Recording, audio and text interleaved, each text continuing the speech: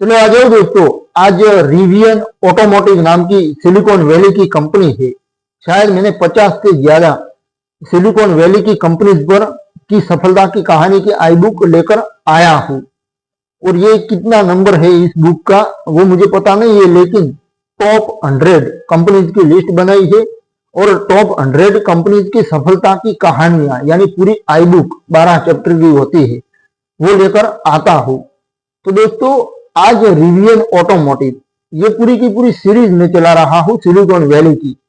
तो इसे आपको हर कंपनी की अलग अलग डिपार्टमेंट की कंपनी होती है, हर कंपनी का काम अलग होता है, व्यवसाय अलग होता है। तो अलग अलग व्यवसाय में आपको एक माइंडसेट मिलेगा, एक बिजनेस का माइंडसेट मिलेगा और बिजनेस का एनवायरनमेंट मिलेगा अगर आप पूरी मेरी सीरीज देखोगे तो। अब दोस्तों रिवियन ऑटोमोटिव क्या बिजनेस करती है, क्या प्रोडक्ट है उनका, क्या इनकम प्राप्त करने का मॉडल है, वो सब कुछ हम चर्चा डिस्कस करेंगे।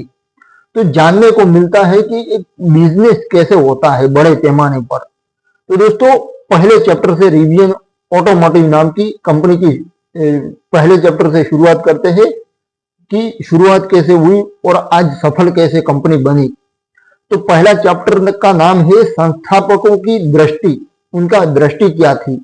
आरजे स्केरिंगे की प्रेरणा, आरजे स्केरिंगे की प्रेरणा और संस्थापकों की दृष्टि क्या थी। तो रिवियन ऑटोमोटिव की सफलता की कहानी की बात करें तो ये कहानी उस व्यक्ति से शुरू होती है जिसने इसे सपने से वास्तविकता बनाया, हकीकत बनाया। रॉबर्ट जोसेफ स्केरिंगे, पूरा नाम ध्यान से सुन लो, रॉबर्ट जोसेफ स्केरिंगे, जिन्हें दुनिया आरजे स्केरिंगे के नाम से शॉर्ट में आरजे, रॉबर्ट जोसेफ आरजे और आरजे स्केरिंगे के नाम से जानती है। तो आरजे स्केरिंग की प्रेरणा की बात करेंगे हम। उनका जन्म दोस्तों 19 जनवरी 1983 को फ्लोरिडा के मेलबर्न शहर में हुआ था। वे फ्लोरिडा के स्पेस कोस्ट क्षेत्र में पले बढ़े जहां समंदर, नदियां और प्रकृति उनके बचपन का अभिन्न हिस्सा थी। उनके पिता एक इंजीनियर थे और मुख्य स्ट्रीम इंजीनियरिंग कॉरपोरेशन नाम की कंपनी चलाते थे।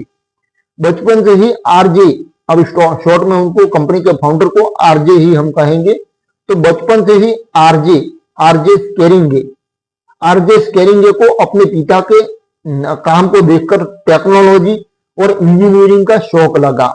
शौक उनको लगा कि अब इसमें ही मुझे काम करना है, इस क्षेत्र में काम करना है। तो वे घंटों उनके साथ समय बिताते, मशीनों को समझते और छोटी छोटी समस्याओं को सॉल्व करने की कोशिश करते।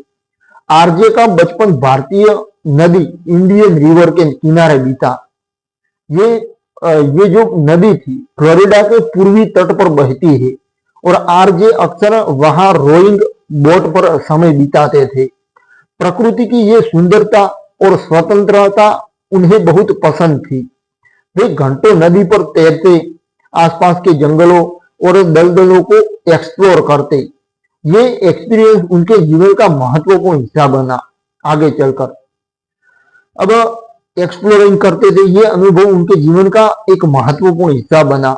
बाद में जब उन्होंने अपनी कंपनी का नाम रखा तो इसी नदी से प्रेरणा ली, रीड नदी से, और ईयन यानी इंडियन से मिलकर रिवियन नाम पड़ा कंपनी का। ये नाम केवल एक शब्द नहीं था बल्कि उनकी बचपन की यादों, साहसिक भावना और प्रकृति से जुड़ाव का प्रतीक था।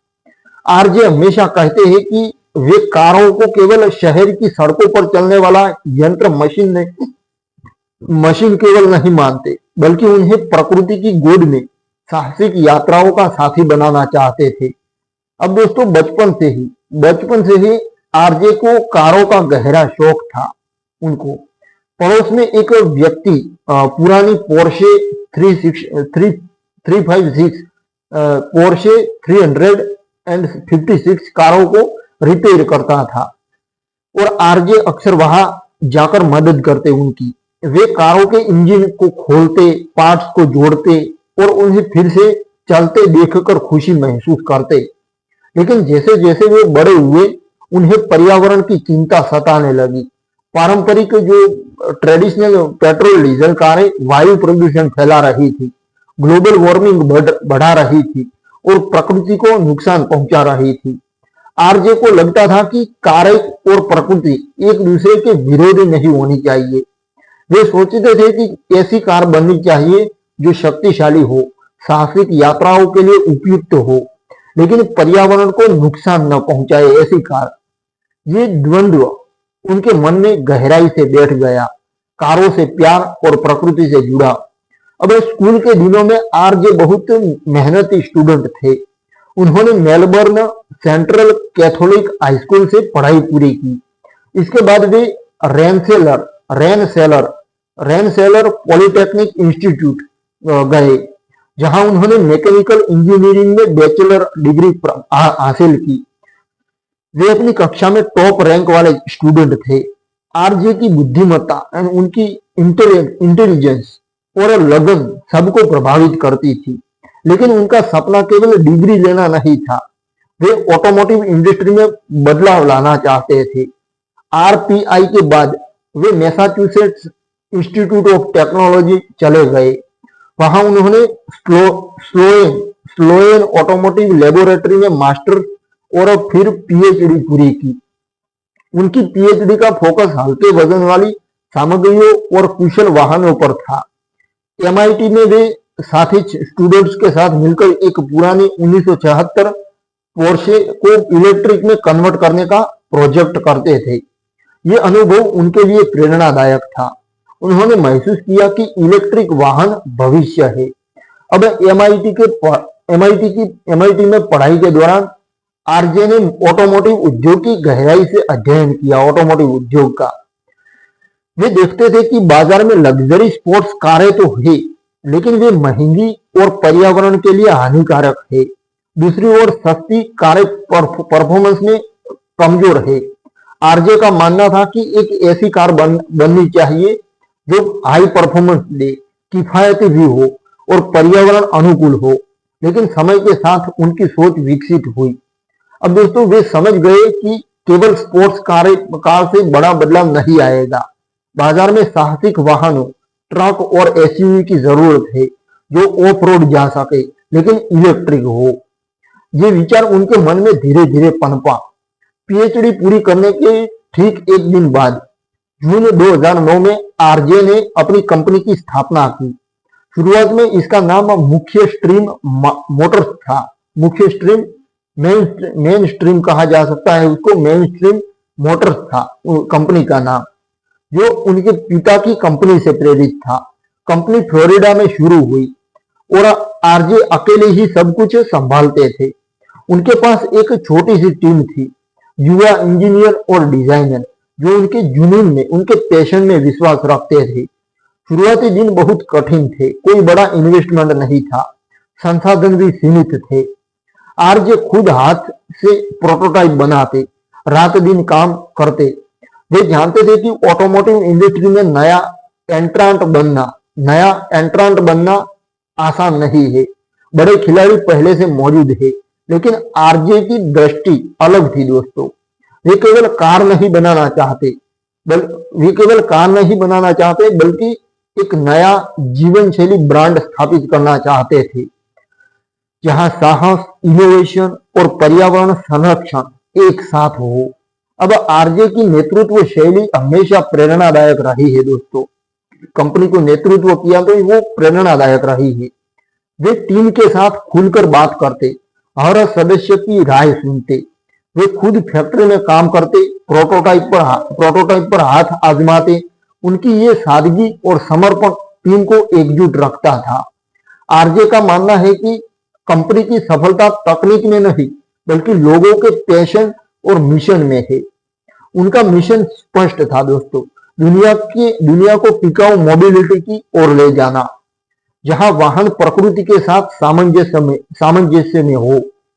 वे कहते हैं कि रिवियन केवल इलेक्ट्रिक वाहन कंपनी नहीं है, बल्कि एक आंदोलन है जो लोगों को साहसिक जीवन जीने के लिए प्रेरित करता है। आरजे की ये दृष्टि बचपन की यादों से निकली थी दोस्तों। नदी पर रोइंग, कारों का इंजन खोलना और पर्यावरण की चिंता करना।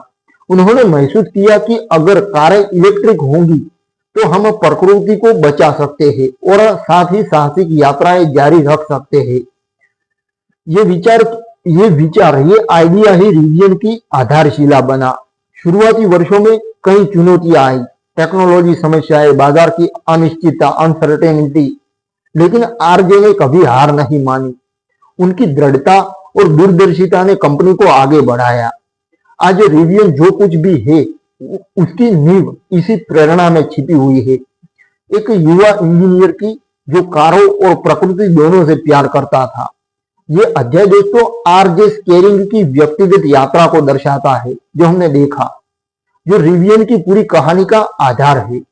उनकी प्रेरणा न केवल एक कंपनी बनाई, उनकी प्रेरणा ने न केवल एक कंपनी बनाई, बल्कि इलेक्ट्रिक वाहन इंडस्ट्री में एक नया मानक स्थापित किया। आगे के अध्याय में हम देखेंगे कि यह दृष्टि कैसे वास्तविकता बनी। तो दोस्तों शुरू करते हैं अगला चैप्टर, दूसरा, कंपनी का जन्म और नामकरण। ये है दूसरा चैप्टर। तो दोस्तों रिवियन ऑटोमोटिव की यात्रा की शुरुआत 2009 में हुई, जब आरजे स्केरिंग, जिन्होंने अपनी दृष्टि को वास्तविकता में बदलने का फैसला किया। एमआईटी से पीएचडी पूरी करने के ठीक एक दिन बाद जून 2009 में आरजे ने कंपनी की औपचारिक स्थापना की। शुरुआती नाम रखा गया मेनस्ट्रीम मोटर्स। ये नाम उनके पिता की कंपनी मेनस्ट्रीम इंजीनियरिंग से प्रेरित था और इसका मतलब था कि वे ऐसी कारें बनाना चाहते थे जो आम लोगों के लिए पहुंच योग्य हो, न कि केवल अमीरों के लिए लग्जरी वाहन। कंपनी का हेडक्वार्टर फ्लोरिडा के रोकलेस में स्थापित किया गया, जहां आरजे पहले से रहते थे। शुरुआत बहुत छोटी थी। आरजे अकेले ही अधिकतर काम संभालते थे। ऑफिस एक छोटे से गैरेज या किराए के स्पेस में था और टीम में सिर्फ कुछ युवा इंजीनियर थे जो उनके साथ कॉलेज से जुड़े थे या जिन्हें उन्होंने अपने जुनून से आकर्षित किया था। शुरुआती लक्ष्य एक किफायती हाइब्रिड स्पोर्ट्स कार बनाना था। उस समय इलेक्ट्रिक वाहन बाजार अभी पूरी तरह विकसित नहीं हुआ था। टेस्ला ने 2008 में रोडस्टर लॉन्च किया था, लेकिन वह बहुत महंगी थी। आरजे का विचार था कि एक ऐसी 2 सीट स्पोर्ट्स कूपे बनाई जाए जो हाइब्रिड टेक्नोलॉजी पर आधारित हो, पेट्रोल और इलेक्ट्रिक का संयोजन यानी हाइब्रिड टेक्नोलॉजी, और इसकी कीमत लगभग $40,000 के आसपास होनी चाहिए। ये उनका विचार था। ये कार युवा ग्राहकों को लक्ष्य करती, जो परफॉर्मेंस और एनवायरनमेंट दोनों चाहते थे। जो रिवियन के फाउंडर थे वो प्रदर्शन यानी परफॉर्मेंस और एनवायरनमेंट प्रोटेक्शन दोनों चाहते थे।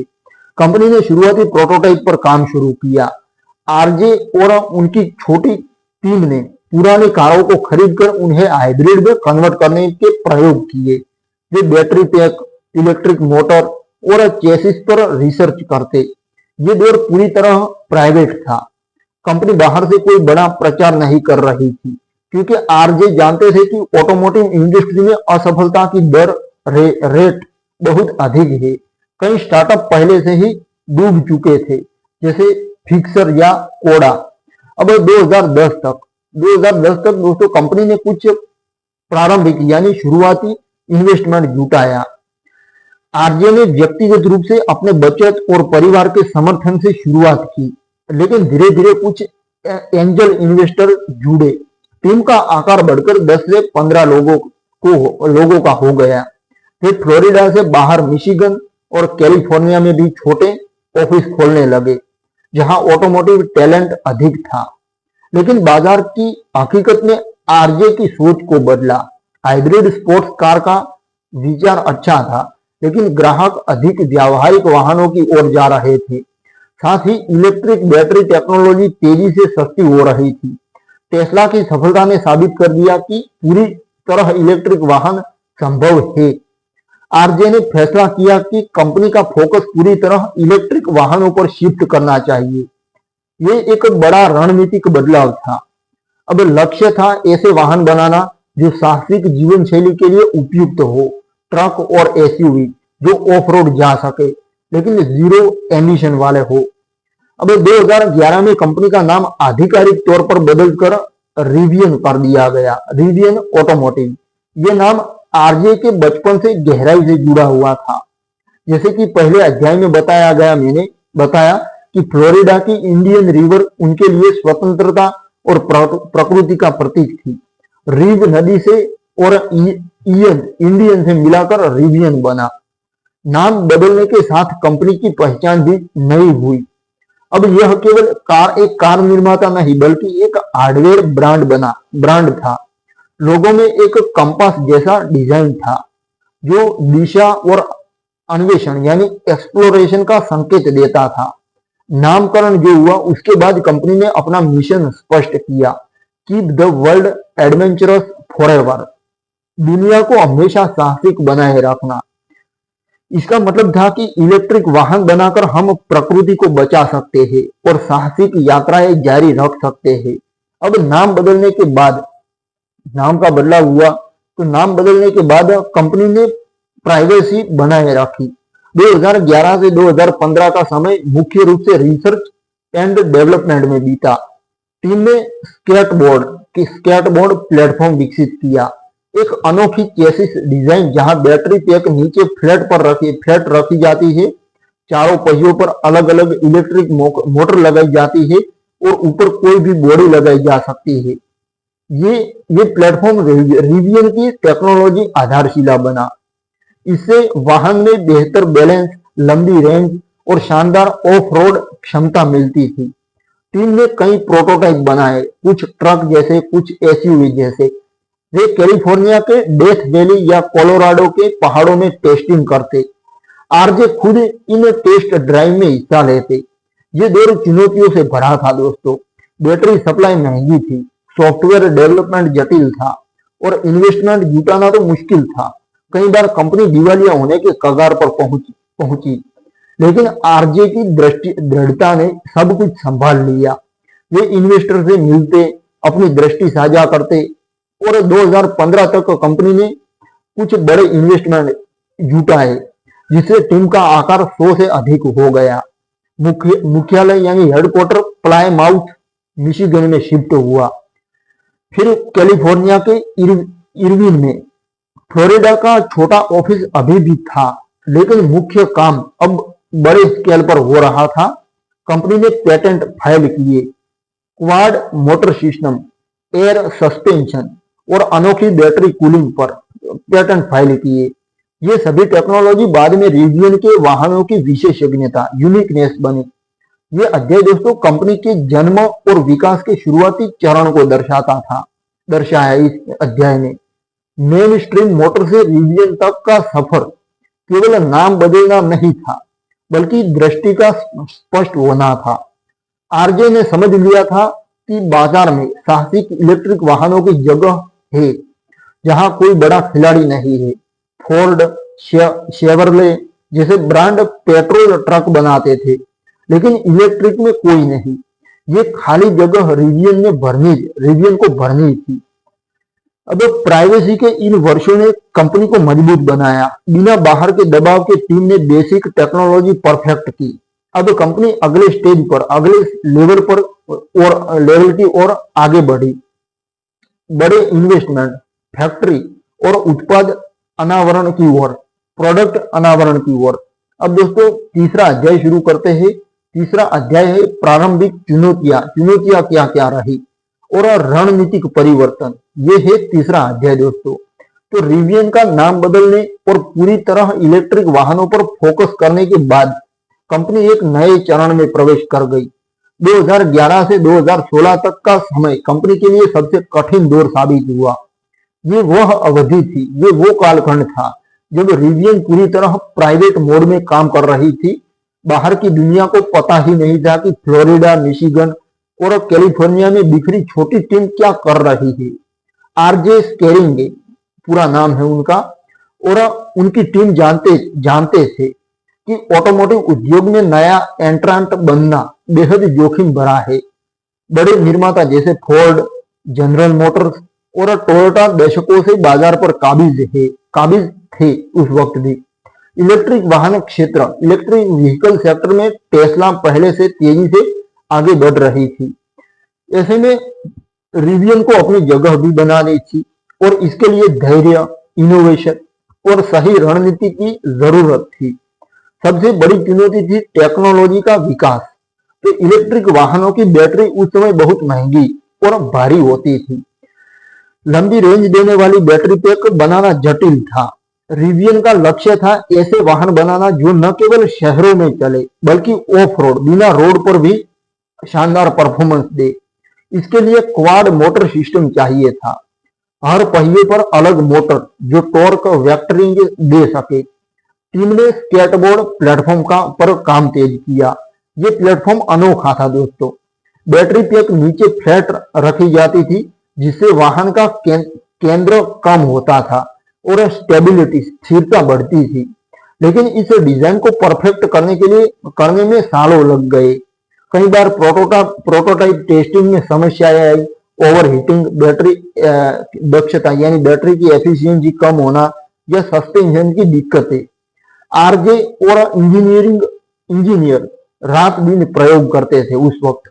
वे पुरानी कारों को खरीदकर उनके चेसिस पर अपने कंपोनेंट्स लगाते और टेस्ट करते। कैलिफोर्निया के रेगिस्तान या मिशिगन की बर्फीली सड़कों पर प्रोटोटाइप दौड़ाए जाते। हर असफलता से सीख मिलती और डिजाइन बेहतर होता जाता। अब दोस्तों दूसरी बड़ी चुनौती थी संसाधनों की कमी। जो चाहिए था ये बनाने के लिए उसकी कमी। तो कंपनी छोटी थी, टीम का आकार सीमित था। शुरुआती वर्षों में इन्वेस्टमेंट जुटाना मुश्किल था। इन्वेस्टर इलेक्ट्रिक वाहन स्टार्टअप्स को जोखिम भरा मानते थे। कई कंपनियां पहले से ही असफल हो चुकी थी। आरजे खुद इन्वेस्टर से मिलते अपनी दृष्टि बताते। वे प्रोटोटाइप दिखाते लेकिन गोपनीयता यानी प्राइवेसी बनाए रखते। कई बार कंपनी को चलाने के लिए व्यक्तिगत संसाधनों का सहारा लेना पड़ा। टीम के सदस्यों को भी धैर्य रखना पड़ता था। सैलरी देर से मिलती या कम होती, लेकिन आरजे की नेतृत्व शैली में सबको एकजुट रखा। वे कहते थे कि हम केवल कार नहीं बना रहे बल्कि भविष्य बदल रहे हैं। ये जुनून, ये जो पैशन था जिसने टीम को आगे बढ़ने की ताकत दी। अब धीरे धीरे कुछ इन्वेस्टर जुड़े जिससे कंपनी आगे बढ़ सकी। उसमें धीरे धीरे परिवर्तन जरूर आता है लेकिन उसमें लगे रहना पड़ता है। इसी तरह जिस तरह रिवियन कंपनी लगी रही, लेकिन कंपनी आगे बढ़ी, लेकिन बड़े पैमाने का समर्थन अभी दूर था। बाजार की समझ भी एक चुनौती थी। बाजार में हाइब्रिड स्पोर्ट्स कार का विचार था, लेकिन आरजे ने जल्दी समझ लिया कि यह सही दिशा नहीं है। ग्राहक व्यावहारिक और बहुमुखी वाहन चाहते थे। अमेरिका में पिकअप ट्रक और एसयूवी का बाजार बहुत बड़ा है। लोग इन वाहनों को काम के लिए, परिवार के लिए और साहसिक यात्राओं के लिए इस्तेमाल करते हैं। लेकिन इन सेगमेंट में इलेक्ट्रिक विकल्प नहीं थे। फोर्ड F-150 या शेवरले सिल्वराडो जैसे ट्रक पेट्रोल पर चलते थे और पर्यावरण को नुकसान पहुंचाते थे। आरजे ने रणनीतिक परिवर्तन किया। कंपनी अब पूरी तरह इलेक्ट्रिक एडवेंचर वाहनों पर फोकस करेगी, खासकर ट्रक और एसयूवी पर। यह फैसला महत्वपूर्ण था। स्पोर्ट्स कार से हटकर बड़े वाहनों की ओर जाना जोखिम भरा था, क्योंकि बड़े वाहन बनाना अधिक जटिल और महंगा होता है। लेकिन आरजे को विश्वास था, इतना विश्वास था कि यही बाजार की खाली जगह है। कोई बड़ा खिलाड़ी यहाँ नहीं है। टेस्ला सेडान और लग्जरी कारें बना रही थी, लेकिन ट्रक नहीं बना रही थी। इस रणनीतिक बदलाव के साथ कंपनी ने अपने प्रोटोटाइप को नई दिशा दी। अब फोकस R1 प्लेटफॉर्म पर था, एक ऐसा आधार जो ट्रक और एसयूवी दोनों के लिए इस्तेमाल हो सके। टीम ने ऑफ रोड फीचर्स पर ध्यान दिया। High ground clearance, water folding क्षमता और टोइंग पावर, साथ ही सॉफ्टवेयर पर काम शुरू हुआ। रिवियन के वाहन ओवर द एयर अपडेट्स ले सके, जैसे टेस्ला। अब दोस्तों अकेली टेस्ला ही नहीं है जो इलेक्ट्रिक वाहन बनाती है। BYD है एक चाइना की, ये एक रिवियन ऑटोमोटिव है, टेस्ला है, ये सब इलेक्ट्रिक कारें बनाती है, लेकिन टेस्ला इन सब में आगे है और टेस्ला पर मैं आईडी बना चुका हूँ दोस्तों। तो आगे बढ़ते हैं, लेकिन रिवियन की खासियत थी एडवेंचर मोड, जैसे टैंक टर्न या कंसर्व मोड जो बैटरी बचाता है। ये फीचर्स प्रोटोटाइप में टेस्ट किए गए। 2015 तक कंपनी ने कई मुकाम हासिल किए। स्केटबोर्ड प्लेटफॉर्म परिपक्व हो रहा था।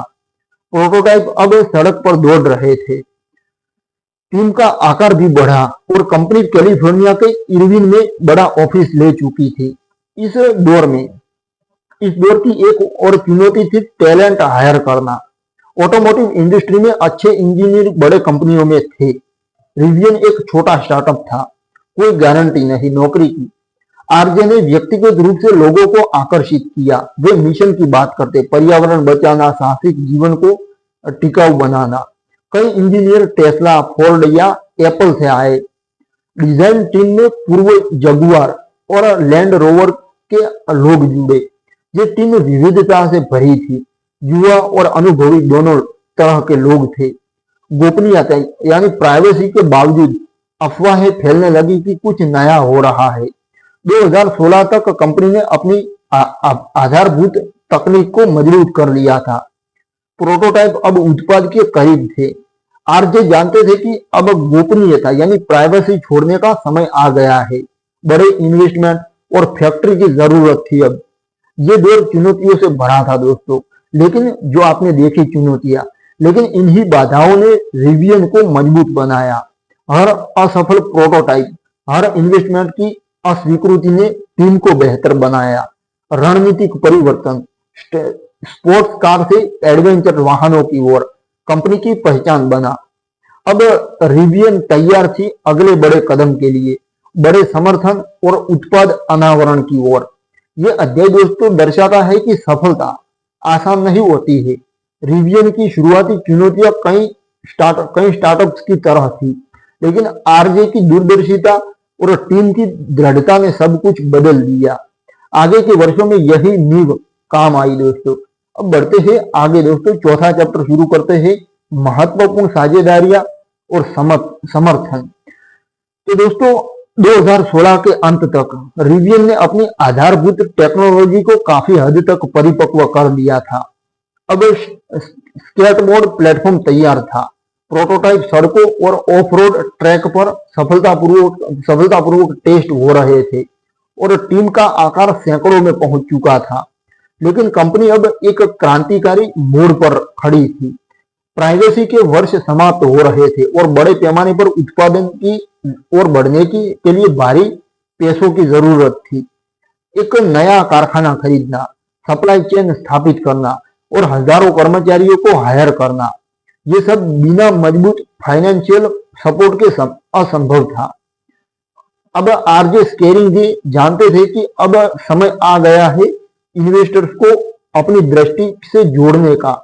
ये दौर रिवियन के लिए निर्णायक साबित हुआ, क्योंकि सही साझेदारियां न केवल पैसा लेकर आई, बल्कि रणनीतिक सहयोग, विश्वसनीयता और बाजार पहुंच भी प्रदान की इस साझेदारियों ने। सबसे पहले कंपनी ने उन इन्वेस्टर्स की तलाश की जो लंबी अवधि के मिशन में विश्वास रखते हो। आरजे व्यक्तिगत रूप से इन्वेस्टर से मिलते, प्रोटोटाइप दिखाते और अपनी कहानी सुनाते। वे जोर देते कि रिवियन केवल एक इलेक्ट्रिक वाहन कंपनी नहीं है, बल्कि एक ऐसा ब्रांड है जो साहसिक जीवन शैली को पर्यावरण अनुकूल बनाएगा। शुरुआती इन्वेस्टमेंट छोटे थे लेकिन महत्वपूर्ण थे दोस्तों। 2015-16 में कंपनी ने कुछ एंजल इन्वेस्टर्स और वेंचर कैपिटल फर्मों से फंडिंग जुटाई। इनमें से कई इन्वेस्टर ऑटोमोटिव या क्लीन एनर्जी सेक्टर से जुड़े थे। ये शुरुआती राउंड कंपनी को जीवित रखने और टेक्नोलॉजी को परफेक्ट करने में मददगार साबित हुए। लेकिन असली बदलाव 2017 में आया, जब रिवियन ने बड़े संस्थागत इन्वेस्टर्स का ध्यान आकर्षित किया। दोस्तों 2017 की शुरुआत में कंपनी ने सऊदी अरब की अब्दुल लतीफ जमील ग्रुप से महत्वपूर्ण इन्वेस्टमेंट प्राप्त किया। ये ग्रुप मध्य पूर्व मिडिल ईस्ट में टोयोटा का बड़ा डिस्ट्रीब्यूटर है और ऑटोमोटिव सेक्टर में गहरी समझ रखता है। उनका इन्वेस्टमेंट न केवल फाइनेंस का था बल्कि स्ट्रेटेजिक भी था। वे भविष्य में मिडिल ईस्ट और अन्य बाजारों में डिस्ट्रीब्यूशन में मदद कर सकते थे।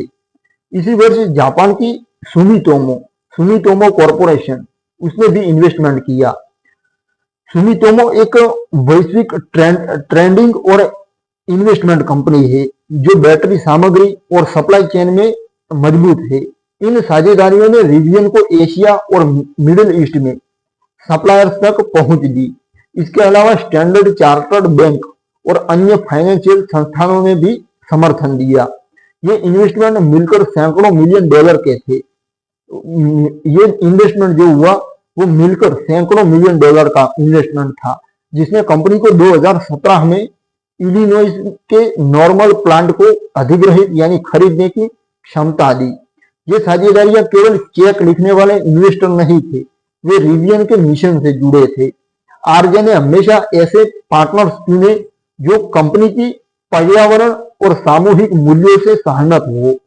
उदाहरण के लिए अब्दुल लतीफ जमील का फोकस टिकाऊ विकास पर था और सुमितोमो क्लीन एनर्जी में इन्वेस्टमेंट कर रही थी। इन संबंधों ने रिवियन को वैश्विक सप्लाई चेन में जगह दिलाई। बैटरी सेल्स, मोटर्स और अन्य कंपोनेंट्स के लिए विश्वसनीय सप्लायर्स मिले। साथ ही इन इन्वेस्टर्स ने कंपनी की विश्वसनीयता बढ़ाई।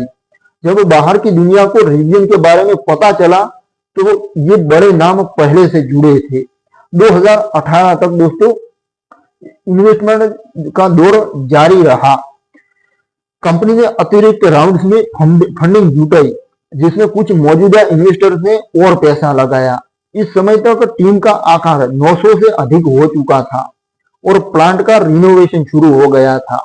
लेकिन सबसे बड़ा ब्रेक थ्रू 2019 में आया। फरवरी 2019 में अमेज़न ने एक राउंड का नेतृत्व किया, लेकिन उसकी विस्तृत कहानी आगे के अध्याय में आएगी, हम जानेंगे।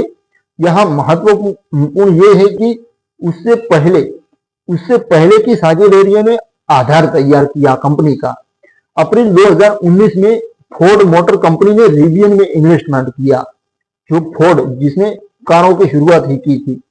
ये एक पारंपरिक ऑटो जायंट का समर्थन था दोस्तों, जो इलेक्ट्रिक भविष्य में कदम रख रहा था। फोर्ड की विशेषज्ञता मैन्युफैक्चरिंग और डिस्ट्रीब्यूशन में थी और वे रिवियन के प्लेटफॉर्म का इस्तेमाल अपने भावी वाहनों के लिए करना चाहती थी। हालांकि बाद में ये सहयोग बदला, लेकिन शुरुआती इन्वेस्टमेंट ने रिवियन को वैधता दी। इसके अलावा अन्य बड़े नाम जुड़े। टी. रो प्राइस, ब्लैक रॉक, फिडेलिटी जैसे संस्थान जुड़े। ये इन्वेस्टमेंट रिवियन को यूनिकॉर्न स्टेटस तक ले गए। कंपनी की वैल्यूएशन तेजी से बढ़ी, लेकिन आरजे ने हमेशा नियंत्रण बनाए रखा। वे चाहते थे कि कंपनी अपना मिशन न खोए। इन्वेस्टर से समझौते ऐसे थे कि रिवियन अपनी स्वतंत्रता और मूल्यों को बनाए रखे। ये साझेदारियां केवल पैसा नहीं थी, ये टेक्नोलॉजी सहयोग भी लेकर आई। साझेदारियां उदाहरण के लिए कुछ इन्वेस्टर्स ने इंजीनियरिंग विशेषज्ञता शेयर की, सप्लाई चेन में मदद मिली, जिससे बैटरी और अन्य पार्ट्स की लागत कम हुई। इस दौर की एक और महत्वपूर्ण साझेदारी थी सप्लायर्स के साथ। रिवियन ने एलजी एनर्जी सॉल्यूशंस, तब एलजी केम कहा जाता था, उसके साथ बैटरी सप्लाई का समझौता किया। सैमसंग और अन्य कंपनियों से भी बातचीत चली। ये लंबी अवधि के कॉन्ट्रैक्ट थे जो उत्पादन की गारंटी देते थे। साथ ही ऑटोमोटिव पार्ट्स कंपनियों जैसे बॉश और कॉन्टिनेंटल से कंपोनेंट्स के लिए सहयोग हुआ। ये साझेदारियां उत्पादन की तैयारी में महत्वपूर्ण थी। ये सभी समर्थन और साझेदारियां रिवियन को एक छोटे स्टार्टअप से वैश्विक खिलाड़ी बनाने की दिशा में ले गए।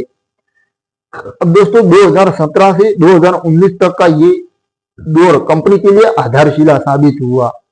इन्वेस्टमेंट ने न केवल पैसा दिया बल्कि विश्वास, नेटवर्क और रणनीतिक लाभ भी दिया।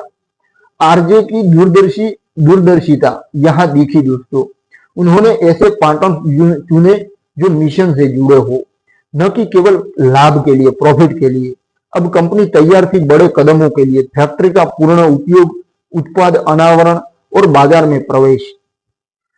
ये अध्याय दर्शाता है कि सफलता अकेले नहीं आती। रिवियन की साझेदारियों ने उसे मजबूत बनाया और आगे की राह आसान की।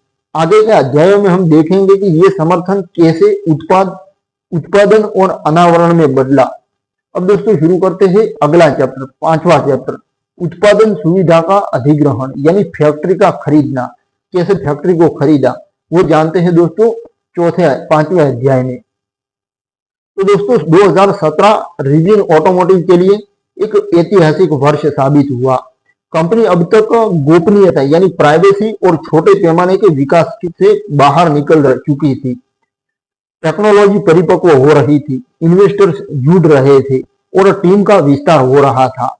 लेकिन बड़े पैमाने पर उत्पादन शुरू करने के लिए एक मजबूत उत्पादन सुविधा की जरूरत थी।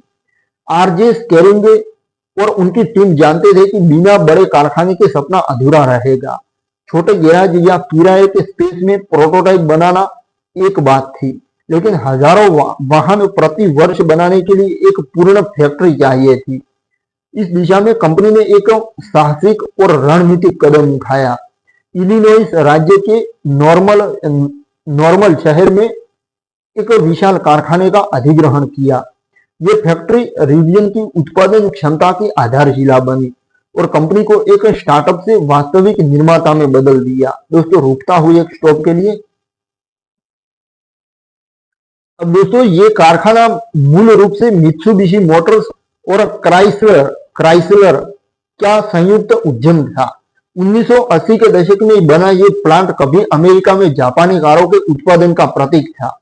यहाँ मित्सुबिशी एक्सलिप्स, गैलेंट और अन्य मॉडल बनते थे। लेकिन वैश्विक ऑटोमोटिव बाजार के बदलावों के कारण 2015 में मित्सुबिशी ने अपना उत्पादन बंद कर दिया। 2016 तक प्लांट पूरी तरह बंद हो गया और हजारों कर्मचारी बेरोजगार हो गए। नॉर्मल शहर और इलिनॉइस राज्य के लिए ये एक बड़ा झटका था। प्लांट में आधुनिक मशीनरी, बड़े असेंबली हॉल, पेंट शॉप और टेस्टिंग ट्रक थे। ये लगभग 260 एकड़ में फैला था और सालाना हजारों वाहन का उत्पादन करने की क्षमता रखता था। लेकिन बंद होने के बाद ये खाली पड़ा था। कई कंपनियां इसे देख चुकी थी, लेकिन कोई ठोस योजना नहीं बनी। आरजे स्कैनिंग को इस प्लांट के बारे में पता चला। वे समझ गए कि ये रिवियन के लिए परफेक्ट है। स्थान रणनीतिक था, मध्य अमेरिका में अच्छे हाईवे कनेक्शन, रेल नेटवर्क और सप्लायर्स के करीब। इलिनॉइस में कुशल ऑटोमोटिव वर्कफोर्स उपलब्ध था, क्योंकि ये पहले से कई कार फैक्ट्रियां थी। यहाँ पहले से कई कार फैक्ट्रियां थी। सबसे महत्वपूर्ण, राज्य सरकार और स्थानीय प्रशासन नई कंपनी को आकर्षित करने के लिए उत्सुक थे। वे नौकरियां वापस लाना चाहते थे। आरजे और उनकी टीम ने प्लांट का दौरा किया। वे पुरानी असेंबली लाइनों को देखते, कल्पना करते कि यहाँ इलेक्ट्रिक ट्रक और एसयूवी बनेंगे। प्लांट की बड़ी छतें, विशाल हॉल और मौजूदा इंफ्रास्ट्रक्चर रिवियन के स्केटबोर्ड प्लेटफॉर्म के लिए उपयुक्त थे। ये एक मौका था, एक तैयार फैक्ट्री को आधुनिक इलेक्ट्रिक वाहन उत्पादन के लिए बदलने का। अब दोस्तों 2017 की शुरुआत में रिवियन ने प्लांट अधिग्रहण की घोषणा की, अनाउंसमेंट किया। ये डील कंपनी के लिए बड़ा कदम था। अधिग्रहण के साथ रिवियन ने इलिनॉइस में अपना मुख्य उत्पाद आधार स्थापित कर लिया। प्लांट का नाम रखा गया रिवियन नॉर्मल मैन्युफैक्चरिंग प्लांट। अधिग्रहण के तुरंत बाद रिनोवेशन का काम शुरू हुआ। पुरानी मशीनरी को हटाया गया, नई रोबोटिक असेंबली लाइंस लगाई गई। रिवियन ने आधुनिक ऑटोमेशन टेक्नोलॉजी जोड़ी। रोबोट्स जो चेसिस असेंबली करे, बैटरी पैक इंस्टॉल करे और क्वालिटी चेक करे। पेंट शॉप को अपग्रेड किया गया ताकि पर्यावरण अनुकूल पेंट प्रक्रिया हो। अब पूरी फैक्ट्री को टिकाऊ बनाने पर जोर दिया गया। सोलर पैनल लगाए गए, एनर्जी एफिशिएंट लाइटिंग और रिसाइकलिंग सिस्टम जोड़े गए। रिवियन का मिशन था कि उत्पादन प्रक्रिया भी पर्यावरण से अनुकूल हो। रिनोवेशन के साथ टीम का विस्तार हुआ। कंपनी ने स्थानीय लोगों को प्रायोरिटी दी। पूर्व मित्सुबिशी कर्मचारियों में से कई को फिर से हायर किया गया। वे पहले से ऑटोमोटिव असेंबली जानते थे, बस इलेक्ट्रिक वाहनों की ट्रेनिंग चाहिए थी। रिवियन ने बड़े पैमाने पर ट्रेनिंग प्रोग्राम शुरू किए। नए इंजीनियर और टेक्नीशियन कैलिफोर्निया, मिशिगन और अन्य जगहों से आए। नॉर्मल शहर में रिवियन का ऑफिस और ट्रेनिंग सेंटर खुला। इससे स्थानीय इकोनॉमी अर्थव्यवस्था को बढ़ावा मिला। हजारों नौकरियां सर्जित हुई। Assembly workers, engineer, logistics staff और सपोर्ट रोल। शहर में नई जिंदगी आई। रिवियन ने समुदाय से जुड़कर विश्वास बनाया। स्कूलों में प्रोग्राम, लोकल इवेंट्स स्पॉन्सर करना और पर्यावरण पहल करना। अब दोस्तों प्लांट अधिग्रहण जो हुआ, प्लांट अधिग्रहण ने रिवियन को उत्पादन की वास्तविक तैयारी दी। यहाँ R1T और R1S के प्रोटोटाइप का बड़े पैमाने पर टेस्टिंग शुरू हुआ। पायलट प्रोडक्शन लाइंस लगाई गई, जहां छोटे बेंच में वाहन बनाए गए। इससे सप्लाई चेन टेस्ट हुई। बैटरी, मोटर्स और अन्य पार्ट्स समय पर पहुंच रहे थे या नहीं, उसकी टेस्टिंग हुई। टीम ने उत्पादन प्रक्रिया को परफेक्ट किया। हर स्टेशन पर क्वालिटी कंट्रोल सख्त था। रिवियन की खासियत थी कि वाहन सॉफ्टवेयर डिफाइंड हो। असेंबली के बाद ओवर द एयर अपडेट्स के फीचर जोड़े जा सके। प्लांट में इसके लिए अलग सॉफ्टवेयर टेस्टिंग एरिया बनाया गया। ये अधिग्रहण केवल फैक्ट्री खरीदना नहीं था, बल्कि ये रिवियन कंपनी की प्रतिबद्धता का प्रतीक था। कंपनी अब कैलिफोर्निया के डिजाइन सेंटरों से आगे बढ़ चुकी थी। नॉर्मल प्लांट कंपनी का दिल बन गया। यहां से वाहन पूरे अमेरिका और बाद में दुनिया में जाने वाले थे। अधिग्रहण के बाद कंपनी की विश्वसनीयता बढ़ी। इन्वेस्टर्स और साझेदार देख रहे थे कि रिवियन केवल प्रोटोटाइप नहीं बना रही, बल्कि उत्पादन करने जा रही है। राज्य सरकार ने भी समर्थन दिया। टैक्स इंसेंटिव्स और इंफ्रास्ट्रक्चर में मदद। 2017 से 18 तक रिनोवेशन चला। प्लांट धीरे धीरे आधुनिक इलेक्ट्रिक वाहन फैक्ट्री में बदल गया। रोबोट्स की भनभनाहट, असेंबली लाइन की गति और इंजीनियरों की चर्चा से प्लांट जीवंत हो उठा। आरजे अक्सर यहाँ आते, टीम से मिलते और प्रगति को देखते। वे कहते थे कि ये प्लांट न केवल वाहन बनाएगा, बल्कि एक नई इंडस्ट्री का आधार बनेगा। अधिग्रहण ने रिवियन को समय और संसाधन बचाए। रिवियन के समय और संसाधन बचाए। नई फैक्ट्री बनाने में सालों लगते, लेकिन यहाँ तैयार फैक्ट्री मिल गई उनको। ये अध्याय दोस्तों दर्शाता है कि रिवियन ने सही समय पर साहसिक निर्णय लिया। नॉर्मल प्लांट का अधिग्रहण कंपनी की उत्पादन प्रक्रिया की शुरुआत था। इससे न केवल वाहन बनने की राह खुली, बल्कि स्थानीय समुदाय और अर्थव्यवस्था को भी लाभ हुआ। अब कंपनी तैयार थी अपने उत्पादों को दुनिया के सामने लाने के लिए। अनावरण और पहली डिलीवरी की ओर। अब दोस्तों बढ़ते हैं आगे अगले चैप्टर में। छठा चैप्टर, 12 चैप्टर की बुक है और छठा चैप्टर शुरू हुआ। R1T और R1S का अनावरण, ये है कैसे हुआ, ये है छठा चैप्टर। तो दोस्तों 2018 रिवियन ऑटोमोटिव के लिए वह वर्ष था जब कंपनी ने वर्षों की गोपनीयता और मेहनत को दुनिया के सामने लाने का फैसला किया। नॉर्मल प्लांट का रिनोवेशन चल रहा था।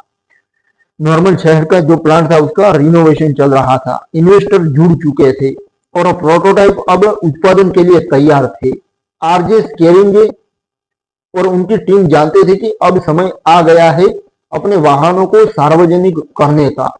वर्षों से टीम ने स्केटबोर्ड प्लेटफॉर्म को परफेक्ट किया था, ऑफ रोड टेस्टिंग की थी और डिजाइन को अंतिम रूप दिया था। लेकिन अनावरण एक बड़ा जोखिम था। अगर बाजार ने स्वीकार नहीं किया तो सब कुछ व्यर्थ हो सकता था। फिर भी आरजे का विश्वास अटल था। वे चाहते थे कि दुनिया देखे कि इलेक्ट्रिक वाहन केवल शहर की सेडान नहीं हो सकते, बल्कि शक्तिशाली ट्रक और एसयूवी भी बन सकते हैं जो साहसिक यात्राओं के लिए बने हो। इस लक्ष्य के साथ रिवियन ने लॉस एंजलिस ऑटो शो 2018 को चुना। ऑटोमोटिव दुनिया का एक प्रमुख मंच जहां नई कंपनियां अपना प्रभाव छोड़ती है। अनावरण की तैयारी महीनों से चल रही थी। टीम ने 2 वाहनों को अंतिम रूप दिया। R1T एक पूर्ण आकार का इलेक्ट्रिक पिकअप ट्रक और R1S एक 3 पंक्ति वाला इलेक्ट्रिक एसयूवी। दोनों वाहन एक ही स्केटबोर्ड प्लेटफॉर्म पर आधारित थे, जिससे बैटरी पैक नीचे फ्लैट रखी गई थी। इससे वाहनों का केंद्र कम था, स्थिरता अधिक थी और अंदरूनी जगह बड़ी थी। डिजाइन अनोखा था, आक्रामक लेकिन सुंदर लुक। एलईडी लाइट्स जो स्टेडियम जैसे चमकती थी और एक विशेष फीचर जिसे गियर टनल कहा गया। साइड में एक लंबा स्टोरेज स्पेस जो स्की, सर्फबोर्ड या अन्य लंबे सामान के लिए परफेक्ट था। वाहनों में क्वाड मोटर सिस्टम था, हर पहिए पर अलग मोटर जो अविश्वसनीय टॉर्क और कंट्रोल देता था। ऑफ-रोड क्षमता जबरदस्त थी, high ground clearance, air suspension जो ऊंचाई एडजस्ट करती थी और वाटर फोर्डिंग की क्षमता जो गहरे पानी से गुजरने देती थी। साथ ही रेंज लंबी थी, विभिन्न बैटरी पैक ऑप्शंस के साथ 400 मील से अधिक। अनावरण की रात 27 नवंबर 2018 थी। दोस्तों, लॉस एंजलिस ऑटो शो में रिवियन का बूथ सादा लेकिन प्रभावशाली था। कोई चमक दमक नहीं, बल्कि प्रकृति और साहस की थीम। आरजे स्केरिंग के खुद स्टेज पर आए। उन्होंने अपनी कहानी सुनाई, बचपन की नदी, कारों का शौक और पर्यावरण की चिंता। फिर लाइट्स डिम हुई और 2 वाहन स्टेज पर आए, नीले रंग का R1T ट्रक और सफेद R1S एसयूवी। दर्शक स्तब्ध रह गए। आरजे ने फीचर्स समझाए, कैसे ट्रक 11,000 पाउंड तक टो कर सकता है, 0 से 60 मील प्रति घंटा मात्र 3 सेकंड में पहुंचता है और कैसे ऑफ-रोड पर टैंक टर्न कर सकता है, जहां वाहन अपनी धुरी पर घूमता है। एसयूवी में 7 सीटें थी, परिवार और साहस दोनों के लिए। दोनों वाहनों में आधुनिक इंटीरियर था, बड़ा टच स्क्रीन, प्रीमियम मटेरियल और ओवर द एयर अपडेट। सबसे महत्वपूर्ण, ये जीरो एमिशन वाले थे, पर्यावरण को नुकसान पहुंचाए बिना साहसिक जीवन जीने का मौका दे रहे थे। अनावरण ने तहलका मचा दिया दोस्तों। मीडिया हेडलाइंस बनी, रिवियन ने टेस्ला को चुनौती दी, इलेक्ट्रिक ट्रक का भविष्य आ गया। सोशल मीडिया पर वीडियो वायरल हुए। लोग हैरान थे कि एक अज्ञात कंपनी ने इतने परफेक्ट वाहन कैसे बना लिए। प्री ऑर्डर्स तुरंत शुरू हुए। रिवियन की वेबसाइट पर रिजर्वेशन करने लगे। मात्र कुछ दिनों में हजारों प्री ऑर्डर्स आ गए। ग्राहक उत्साहित थे, साहसिक प्रेमी, ऑफ रोडर्स और पर्यावरण चेतन लोग। कई ने कहा कि वे वर्षों से ऐसे वाहन का इंतजार कर रहे थे। फोर्ड F150 या जीप जैसे पारंपरिक वाहनों के मालिक अब इलेक्ट्रिक वाहन विकल्प देख रहे थे। अनावरण ने रिवियन को रातों रात वैश्विक ब्रांड बना दिया। पहले प्राइवेट स्टार्टअप अब चर्चा का विषय बन गया। इस सफलता के पीछे वर्षों की मेहनत थी दोस्तों। डिजाइन टीम ने प्रकृति से प्रेरणा ली। वाहनों का लुक रग्ड लेकिन एलिगेंट था। इंजीनियरिंग टीम ने हर फीचर का टेस्ट किया। डेथ वैली के रेगिस्तान में गर्मी, कोलोराडो के पहाड़ों में बर्फ और कैलिफोर्निया के समुद्र तट पर पानी। सॉफ्टवेयर टीम ने यूजर इंटरफेस बनाया जो सहज और मजेदार था। अनावरण से पहले टीम ने कई प्राइवेट शो किए, निवेशकों और मीडिया को, लेकिन पब्लिक अनावरण अलग था। आरजे ने स्टेज पर कहा कि रिवियन केवल वाहन नहीं बेच रही, बल्कि एक जीवन शैली दे रही है, जहां साहस और टिकाऊपन साथ चले। अनावरण के बाद कंपनी की गति बढ़ गई। प्री ऑर्डर से डिपॉजिट आए, जो उत्पादन प्लानिंग में मददगार थे। मीडिया कवरेज ने नए इन्वेस्टर्स को आकर्षित किया। रिवियन अब टेस्ला के बाद दूसरी प्रमुख इलेक्ट्रिक वाहन कंपनी के रूप में देखी जाने लगी। लेकिन अनावरण केवल शुरुआत था। ग्राहकों को वादा किया गया था कि डिलीवरी 2020 से शुरू होगी। अब चुनौती थी उत्पादन बढ़ाना और वादे पूरा करना। R1T और R1S ने बाजार में एक नई कैटेगरी बनाई, इलेक्ट्रिक एडवेंचर व्हीकल्स। अन्य कंपनियां भी प्रेरित हुई। बाद में फोर्ड, GM यानी जनरल मोटर्स और टेस्ला ने अपने इलेक्ट्रिक ट्रक घोषित किए, लेकिन रिवियन पहले थी। ये अनावरण रिवियन की पहचान बना। RJ स्केरिंगे की दृष्टि दुनिया में देखी, वाहनों की प्रशंसा हुई, उनका परफॉर्मेंस, डिजाइन और उपयोगिता। ग्राहक लंबा इंतजार करने को तैयार थे। अनावरण ने कंपनी को आत्मविश्वास दिया कि वे सही रास्ते पर है। अब रिवियन तैयार थी अगले चरणों के लिए, बड़े सहयोग, उत्पादन वृद्धि और बाजार में प्रवेश। ये अध्याय दोस्तों दर्शाता है कि सही समय पर साहसिक कदम सफलता लेकर आता है। 2018 का अनावरण रिवियन के इतिहास में माइलस्टोन था। इससे कंपनी ने दुनिया का ध्यान खींचा और अपनी जगह पक्की की। आगे के वर्षों में यही वाहन कंपनी की सफलता का आधार बने। अब दोस्तों बढ़ते हैं अगले चैप्टर की ओर। तो दोस्तों अब 7वें चैप्टर में जानते हैं अमेज़न कंपनी के साथ बड़ा सहयोग कैसे हुआ। 2019 रिवियन ऑटोमोटिव के लिए एक निर्णायक वर्ष बन गया। R1T और R1S के अनावरण के बाद कंपनी वैश्विक ध्यान का केंद्र थी। प्री ऑर्डर्स बढ़ रहे थे, मीडिया कवरेज जबरदस्त थी और नॉर्मल शहर में जो प्लांट था वहां पर उत्पादन तैयारी तेज हो गई थी। लेकिन एक स्टार्टअप के रूप में रिवियन का अभी भी स्थिरता और बड़े पैमाने की जरूरत थी, व्यापकता की जरूरत थी। उपभोक्ता वाहनों के अलावा कंपनी को ऐसे ऑर्डर चाहिए थे जो उत्पादन को लगातार चलाते रहे और टेक्नोलॉजी को व्यावहारिक उपयोग में साबित करे। RJ स्केरिंगे हमेशा से व्यावसायिक उपयोग के लिए इलेक्ट्रिक वाहनों की संभावना देखते थे। वे जानते थे कि डिलीवरी और लॉजिस्टिक्स जैसे क्षेत्रों में इलेक्ट्रिक वाहन बड़ा बदलाव ला सकते हैं। इसी सोच ने रिवियन को दुनिया की सबसे बड़ी ई-कॉमर्स कंपनी अमेज़न के साथ जोड़ा। यह सहयोग न केवल रिवियन की टेक्नोलॉजी को मान्यता देता था, बल्कि कंपनी को वित्तीय स्थिरता, बड़े पैमाने का उत्पादन और वैश्विक पहुंच भी प्रदान करता था। यह सहयोग धीरे धीरे दोस्तों विकसित हुआ। अमेज़न लंबे समय से पर्यावरण अनुकूल लॉजिस्टिक्स पर काम कर रही थी। कंपनी ने क्लाइमेट प्लेज लिया था कि वह कार्बन न्यूट्रल बनेगी। इसके लिए डिलीवरी फ्लीट को इलेक्ट्रिक बनाना जरूरी था। अमेज़न के संस्थापक जेफ बेजोस पर्यावरण मुद्दों पर सक्रिय थे और इलेक्ट्रिक वाहनों में इन्वेस्टमेंट कर रहे थे। रिवियन के अनावरण के बाद अमेज़न की टीम ने कंपनी पर नजर रखी। RJ स्केरिंगे और अमेज़न के अधिकारियों के बीच बातचीत शुरू हुई। अमेज़न को रिवियन का स्केटबोर्ड प्लेटफॉर्म पसंद आया। ये बहुमुखी था और विभिन्न बॉडी टाइप्स के लिए इस्तेमाल हो सकता था। उपभोक्ता ट्रक और SUV के अलावा ये डिलीवरी के वैन के लिए भी उपयुक्त था। दोनों कंपनियों के मिशन में समानता थी, टिकाऊ भविष्य और इनोवेशन। तो दोस्तों फरवरी 2019 में अमेज़न ने रिवियन में बड़ा इन्वेस्टमेंट किया और एक इन्वेस्टमेंट राउंड का नेतृत्व किया। यह सहयोग केवल फाइनेंस का नहीं था।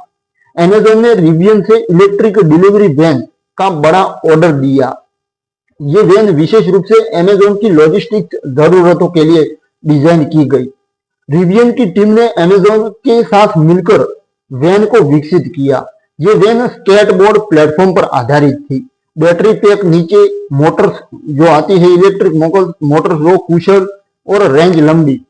डिजाइन व्यावहारिक था, बड़ा कार्गो स्पेस, आसान लोडिंग, ड्राइवर के लिए आरामदायक केबिन और सुरक्षा फीचर्स जैसे 360 डिग्री कैमरे और ऑटोमेटिक ब्रेकिंग। वैन में अमेज़न की ब्रांडिंग थी, लेकिन टेक्नोलॉजी पूरी तरह रिवियन की थी। यह सहयोग रिवियन को स्थिर ऑर्डर देता था, उत्पादन लाइन लगातार चलेगी और उपभोक्ता वाहनों के साथ व्यावसायिक वाहन भी बनेंगे। वैन का विकास नॉर्मल प्लांट में हुआ, नॉर्मल शहर में जो प्लांट था वहां पर हुआ। रिवियन ने अलग प्रोडक्शन लाइन तैयार की। टीम ने अमेज़न के इंजीनियरों के साथ मिलकर टेस्टिंग की, शहर की सड़कों पर विभिन्न मौसमों में और भारी लोड के साथ। वैन की विशेषताएं लॉजिस्टिक्स के लिए परफेक्ट थी। कम मेंटेनेंस, कम ऑपरेटिंग कॉस्ट और जीरो एमिशन। अमेजन ने वादा किया कि वह अपनी डिलीवरी फ्लीट को बड़े पैमाने पर इलेक्ट्रिक बनाएगी और रिवियन उसके मुख्य पार्टनर में से एक होगी। ये सहयोग रिवियन की विश्वसनीयता बढ़ाता था। दुनिया देख रही थी दोस्तों कि एक टेक जायंट रिवियन की टेक्नोलॉजी पर भी टेक्नोलॉजी पर भरोसा कर रही है। 2021-22 तक पहली वैन डिलीवरी शुरू हुई। अब दोस्तों अमेजोन के ड्राइवरों ने इन्हें अमेरिका के विभिन्न शहरों में इस्तेमाल करना शुरू किया। ग्राहक सड़कों पर नीली सफेद अमेजोन वैन देखते और हैरान होते कि ये इलेक्ट्रिक है। वैन की प्रशंसा हुई, बहुत प्रशंसा हुई। शांत चलन, आसान ड्राइविंग और विश्वसनीयता। अमेजोन ने फीडबैक दिया और रिवियन ने सॉफ्टवेयर अपडेट्स के जरिए सुधार किए। ये सहयोग व्यावहारिक साबित हुआ। रिवियन को बड़े पैमाने के उत्पादन का अनुभव मिला। Supply chain management, quality control और लॉजिस्टिक्स। नॉर्मल प्लांट में अलग शिफ्ट चली और हजारों वैन बनने लगी। इससे कंपनी की उत्पादन क्षमता बढ़ी, जो उपभोक्ता वाहनों के लिए भी मददगार थी। ये साझेदारी जो हुई वो रिवियन के लिए निर्णायक थी दोस्तों। अब ये न केवल स्थिरता देती थी बल्कि टेक्नोलॉजी को वास्तविक दुनिया में साबित भी करती थी। अमेजन जैसे बड़े ग्राहक का समर्थन इन्वेस्टर और बाजार को विश्वास दिलाता था। आरजे स्केरिंगे ने कहा कि ये सहयोग उनके मिशन से जुड़ा है, दुनिया को ड्यूरेबल, टिकाऊ बनाना। अमेजोन की डिलीवरी में रिवियन वैन दिखना एक बड़ा विज्ञापन था, एक एडवर्टाइजमेंट जैसा था। उनको मार्केटिंग भी करने की जरूरत न पड़ी क्योंकि अमेजोन जैसी बड़ी कंपनी ने इस टेक्नोलॉजी को, इस प्रोडक्ट को अपनाया। लोग देखते कि इलेक्ट्रिक वाहन केवल व्यक्तिगत उपयोग के लिए नहीं बल्कि व्यावसायिक यानी कमर्शियल यूज के लिए भी उपयुक्त है। इससे अन्य कंपनियां भी प्रेरित हुई। कई ने रिवियन से बातचीत शुरू की। सहयोग के साथ चुनौतियां भी दोस्तों आई। महामारी के दौरान सप्लाई चेन बाधित हुई, लेकिन दोनों कंपनियां मिलकर पार कर गई। रिवियन ने वैन की विभिन्न वेरिएंट्स बनाई, अलग साइज और क्षमता वाली। ये सहयोग लंबी अवधि का था, जो रिवियन को भविष्य की योजना बनाने की स्वतंत्रता देता था। अमेजोन का समर्थन कंपनी को बाजार की उतार चढ़ाव से बचाता था। ये दोस्तों अध्यय कुल मिलाकर दर्शाता है कि सही साझेदारी कंपनी को नई ऊंचाई दे सकती है। अमेजोन के साथ सहयोग रिवियन की सफलता का महत्वपूर्ण हिस्सा बना। इससे कंपनी ने न केवल उत्पादन बढ़ाया बल्कि अपनी टेक्नोलॉजी को वर्ल्ड लेवल पर साबित किया। अब रिवियन तैयार थी बाजार में प्रवेश करने और पहली उपभोक्ता डिलीवरी के लिए। आगे के वर्षों में ये सहयोग और मजबूत हुआ। अब दोस्तों क्या हुआ आगे वो जानते हैं 8वें चैप्टर में, बाजार में प्रवेश और पहली डिलीवरी। ये है पहली डिलीवरी क्या थी, बाजार में प्रवेश कैसे हुआ, ये है 8वां चैप्टर दोस्तों। तो 2021 रिवियन ऑटोमोटिव के लिए वह वर्ष था जब कंपनी ने वर्षों की तैयारी, चुनौतियों और अनावरण को वास्तविक बाजार में उतारा। R1T और R1S के 2018 अनावरण के बाद ग्राहक लंबे समय से इंतजार कर रहे थे। प्री ऑर्डर्स की संख्या बढ़ चुकी थी और दुनिया की नजर रिवियन पर थी। लेकिन बीच में कोविड-19 महामारी ने सब कुछ प्रभावित किया। सप्लाई चेन बाधित हुई, चिप की कमी हुई, जो कंप्यूटर चिप लगती है अंदर वो उसकी कमी हुई और उत्पादन में भी देरी आई। मूल योजना 2020 में डिलीवरी शुरू करने की थी, लेकिन वास्तविकता हकीकत अलग था सब कुछ। आरजे स्केरिंगे और टीम ने धैर्य बनाए रखा। वे जानते थे कि पहली डिलीवरी कंपनी की विश्वसनीयता तय करेगी। नॉर्मल प्लांट में उत्पादन धीरे धीरे बढ़ाया गया। पायलट प्रोडक्शन से गुजरकर वाहन परफेक्ट किए गए। ये दौर परीक्षा का था कंपनी के लिए। क्या रिवियन वादे पूरे कर पाएगी, ये आगे देखते हैं। सितंबर 2021 में आखिरकार वह ऐतिहासिक पल आया। रिवियन ने अपनी पहली उपभोक्ता डिलीवरी शुरू की। पहला वाहन था R1T पिकअप ट्रक। कंपनी ने इसे विशेष रूप से चुने गए ग्राहकों को सौंपा। इन ग्राहकों में कंपनी के कर्मचारियों और लंबे समय से प्री ऑर्डर करने वालों में शामिल थे। पहली डिलीवरी समारोह नॉर्मल प्लांट में हुआ, जहां आरजे स्केरिंगे खुद मौजूद थे। उन्होंने ट्रक की चाबी ग्राहकों को सौंपी और कहा कि यह केवल एक वाहन नहीं बल्कि एक नई शुरुआत है। ग्राहक उत्साहित थे। कई ने वर्षों से इंतजार किया था। पहली R1T नीले या हरे रंग में थी, लॉन्च एडिशन वेरिएंट में। ये वाहन पूरी तरह चार्जड थे और ग्राहक उन्हें घर ले गए। ये पल रिवियन के लिए माइलस्टोन था दोस्तों। जब सड़क पर चलते हैं, गाड़ी चलती है तो माइलस्टोन आते हैं, इस तरह माइलस्टोन था। एक स्टार्टअप से वास्तविक निर्माता बनने का ये माइलस्टोन उसका था दोस्तों। पहली डिलीवरी के साथ रिवियन बाजार में औपचारिक रूप से प्रवेश कर गई। कंपनी ने डिलीवरी प्रक्रिया को अनोखा बनाया। ग्राहक प्लांट आ सकते थे और अपना वाहन खुद ले सकते थे या घर होम डिलीवरी का विकल्प भी था। रिवियन ने सर्विस सेंटर्स खोले कैलिफोर्निया, इलिनॉइस और अन्य राज्यों में। ये सेंटर्स केवल रिपेयर नहीं बल्कि ग्राहक अनुभव, कस्टमर एक्सपीरियंस के केंद्र थे। यहाँ डेमो ड्राइव, चार्जिंग सुविधा और एक्सेसरीज उपलब्ध थे। कंपनी ने मोबाइल सर्विस टीम भी शुरू की। टेक्नीशियन घर आकर सर्विस करते। ये टेस्ला से दोस्तों प्रेरित था, लेकिन रिवियन की एडवेंचर थीम के साथ। ये सब कुछ उनकी एडवेंचर थीम के साथ था। ग्राहक वाहन लेते ही सॉफ्टवेयर अपडेट्स पाते। शुरुआती अपडेट्स में नए फीचर जोड़े गए, बेहतर नेविगेशन, एनर्जी मैनेजमेंट और ड्राइवर असिस्ट। ग्राहकों की प्रतिक्रिया भी जबरदस्त थी। पहली R1T मालिकों ने सोशल मीडिया और फोरम्स पर अपनी कहानियां शेयर की। वे ऑफ रोड ट्रिप्स पर गए, रॉकी माउंटेन्स, मोजावे डेजर्ट या लोकल ट्रेल्स।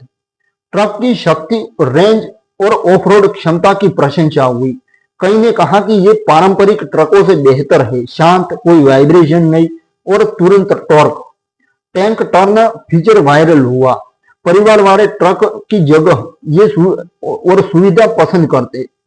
परिवार वाले ट्रक की जगह और सुविधा पसंद करते, लेकिन शुरुआती समस्याएं भी आई। कुछ वाहनों में सॉफ्टवेयर बग्स या छोटी निर्माण दिक्कतें। रिवियन ने तुरंत प्रतिक्रिया दी। ओवर द एयर अपडेट से अधिकतर समस्याएं हल हुई।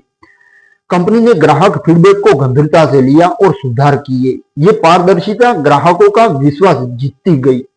अब दोस्तों 2021 के अंत तक रिवियन ने सैकड़ों R1T डिलीवर की। नवंबर में कंपनी सार्वजनिक हुई, जो बाजार प्रवेश का एक और बड़ा कदम था। इससे कंपनी को अधिक संसाधन मिले और उत्पादन बढ़ाने की योजना बनी, लेकिन फोकस उपभोक्ताओं पर रहा। 2022 की शुरुआत में R1S SUV की डिलीवरी शुरू हुई। ये परिवारों के लिए परफेक्ट थी। 3 पंक्तियां यानी 3 लाइन में सीट, बड़ी जगह और अब बड़ी एडवेंचर क्षमता।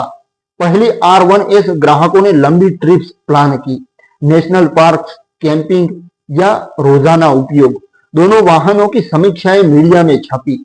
ऑटोमोटिव पत्रिकाएं जैसे मोटर ट्रेंड और कार एंड ड्राइवर ने उन्हें उच्च रेटिंग दी।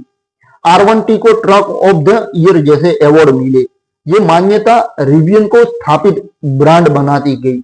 बाजार प्रवेश के साथ कंपनी ने चार्जिंग इंफ्रास्ट्रक्चर पर ध्यान दिया। रिवियन ने अपना एडवेंचर नेटवर्क शुरू किया। ऑफ ग्रिड लोकेशंस पर फास्ट चार्जर्स, साथ ही अन्य नेटवर्क जैसे इलेक्ट्रीफाई अमेरिका के साथ पार्टनरशिप। ग्राहक ऐप से चार्जिंग लोकेशन देख सकते थे। कंपनी ने एक्सेसरीज लॉन्च की और रूफ टेंट, कैंप किचन और ऑफ रोड गियर। ये ब्रांड को जीवन शैली से जोड़ता था। ये चीजें ब्रांड को जीवन शैली से जोड़ता था। ग्राहकों की कम्युनिटी बनी, ऑनलाइन फोरम्स, मीटअप्स और इवेंट जहां मालिक अनुभव शेयर करते। ये दौर चुनौतियों से भरा था दोस्तों। हर बार चुनौतियां सामने आई, लेकिन कंपनी आगे बढ़ती रही। महामारी की चुनौतियां क्या थी? तो महामारी के प्रभाव से उत्पादन धीमा रहा और डिलीवरी में देरी हुई।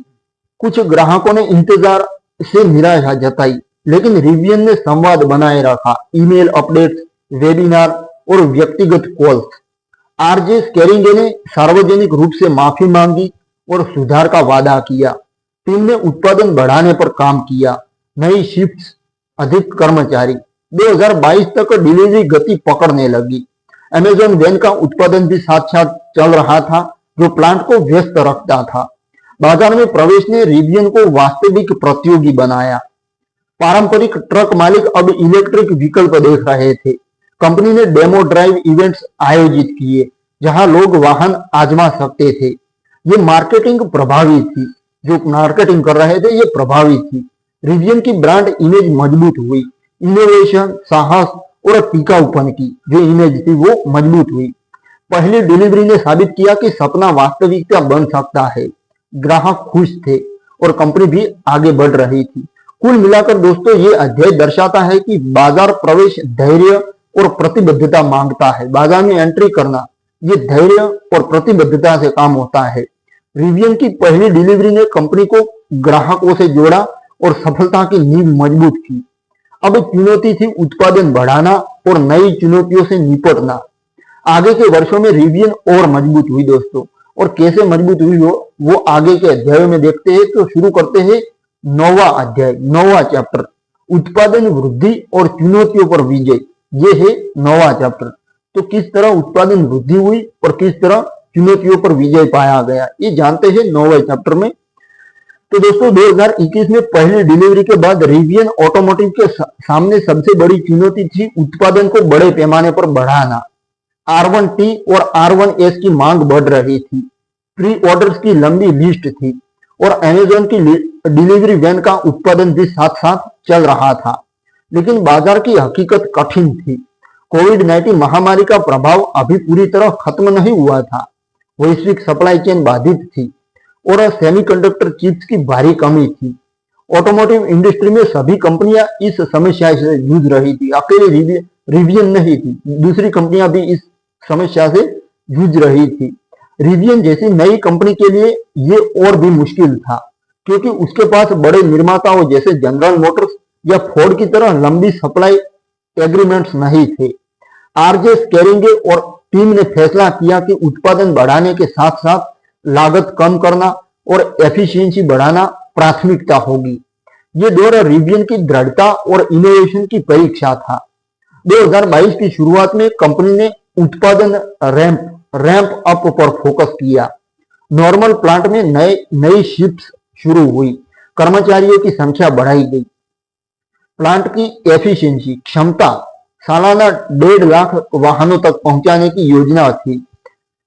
शुरुआत में उत्पादन धीमा था। 2021 में केवल कुछ 100 वाहन बने, लेकिन 2022 में ये हजारों में पहुंच गया। टीम ने असेंबली लाइंस को ऑप्टिमाइज किया, अनुकूल किया। रोबोटिक्स का अधिक उपयोग, बैटरी पैक असेंबली को तेज किया। साथ ही सप्लाई चेन को मजबूत बनाने के लिए नए समझौते किए गए। बैटरी सेल्स के लिए भी सैमसंग और अन्य सप्लायर्स से लंबी अवधि के कॉन्ट्रैक्ट हुए। रिवियन ने कुछ कंपोनेंट्स को इन हाउस बनाने की शुरुआत की, जैसे कुछ इलेक्ट्रॉनिक्स और सॉफ्टवेयर मॉड्यूल्स। ये वर्टिकल इंटीग्रेशन लागत कम करने और सप्लाई पर नियंत्रण बढ़ाने में मददगार साबित हुआ। चुनौतियां भी दोस्तों कम नहीं थी। चिप की कमी के कारण कई बार उत्पादन रुकाना पड़ा। ग्राहकों को डिलीवरी में और देरी हुई, जिससे कुछ निराशा हुई। मुद्रास्फीति ने पार्ट्स की कीमत बढ़ा दी। कच्चे माल जैसे लिथियम और निकल महंगे हो गए। कंपनी को कीमतें बढ़ानी पड़ी, जिससे कुछ प्री ऑर्डर कैंसिल हुए। लेकिन रिवियन ने पारदर्शिता, ट्रांसपेरेंसी बनाए रखी। कुछ उलट सुलट नहीं किया, सब कुछ लोगों के सामने किया। इसको कहा जाता है ट्रांसपेरेंसी, पारदर्शिता। कांच जैसी, जो अंदर हो रहा है वो कांच में दिखता है। इस तरह की पारदर्शिता बनाए रखी। आरजे स्केरिंगे ने इन्वेस्टर और ग्राहकों को नियमित अपडेट्स दिए। वे कहते थे कि ये चुनौतियां अस्थायी है, स्थायी नहीं है, और कंपनी लंबी अवधि के लिए मजबूत हो रही है। टीम ने वैकल्पिक सप्लायर्स ढूंढे, स्टॉक बढ़ाया और उत्पादन प्लानिंग को बेहतर बनाया। सॉफ्टवेयर की ताकत यहां काम आई। ओवर द ईयर अपडेट से वाहनों में नए फीचर्स जोड़े गए, जैसे बेहतर बैटरी मैनेजमेंट और ड्राइवर असिस्ट सिस्टम। इससे मौजूदा ग्राहक खुश रहे और ब्रांड लॉयल्टी बढ़ी। 2023 तक उत्पादन में सुधार दिखना शुरू हुआ। कंपनी ने सालाना हजारों वाहन डिलीवर करने का लक्ष्य हासिल किया। R1T और R1S की विभिन्न वेरिएंट्स लॉन्च हुई। अलग बैटरी साइज, कलर्स और ट्रिम्स। अमेजोन वैन का उत्पादन भी बढ़ा। अमेजोन की जो वैन थी उनका उत्पादन भी बढ़ा, जिससे प्लांट की उपयोगिता अधिक हुई।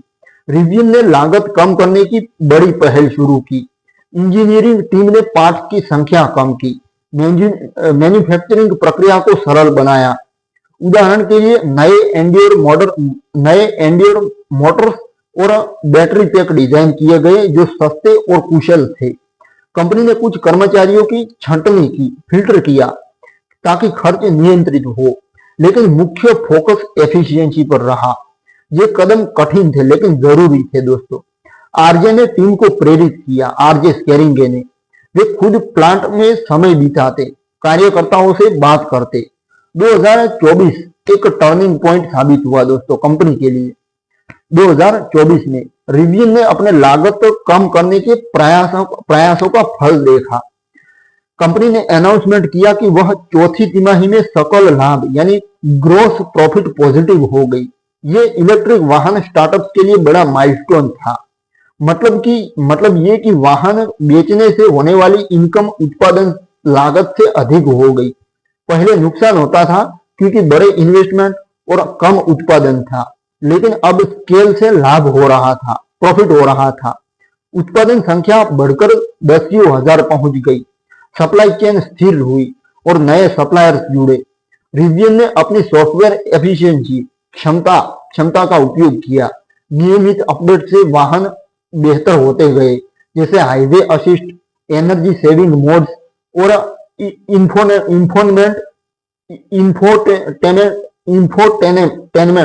इंफोटेनमेंट सुधार। ग्राहक समीक्षाएं और अधिक सकारात्मक हुई। इस दौर में रिवियन ने सर्विस नेटवर्क का विस्तार किया। अधिक सर्विस सेंटर्स खोले गए, मोबाइल सर्विस टीम बढ़ाई गई, चार्जिंग इंफ्रास्ट्रक्चर पर काम चला। रिवियन एडवेंचर नेटवर्क के स्टेशन बढ़े। कंपनी ने ग्राहक कम्युनिटी को मजबूत किया। इवेंट्स, ट्रिप्स और ऑनलाइन फोरम्स, ये प्रयास ब्रांड को मजबूत बनाते गए। चुनौतियों के बावजूद रिवियन ने साबित किया कि वह लचीली है, फ्लेक्सिबल है।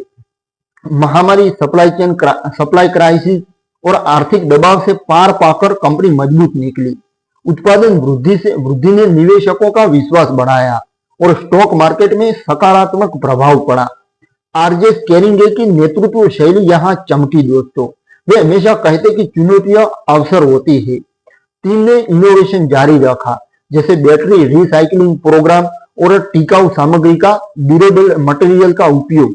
2025 तक कंपनी उत्पादन में और सुधार की ओर थी। सकल लाभ यानी ग्रोस प्रॉफिट की उपलब्धि ने रिवियन को प्रॉफिटेबिलिटी की राह पर डाल दिया। ये विजय मेहनत, धैर्य और रणनीति का फल था दोस्तों। अब ये अध्याय कुल मिलाकर दोस्तों दर्शाता है कि जो सफलता होती है चुनौतियों से गुजर कर आती है। ये सच बात है दोस्तों। रिवियन ने उत्पादन बढ़ाकर और लागत नियंत्रित करके अपनी स्थिति मजबूत की। अब कंपनी नए मॉडल्स और भविष्य की योजनाओं की ओर बढ़ रही थी। आगे के वर्षों में ये फाउंडेशन काम आई। अब दोस्तों कैसे काम आई वो आगे देखते हैं 10वें चैप्टर में। नए मॉडल और भविष्य की योजनाएं, ये है 10वां चैप्टर। तो दोस्तों नए मॉडल क्या थे और भविष्य की योजनाएं क्या है उसके बारे में बात करते हैं।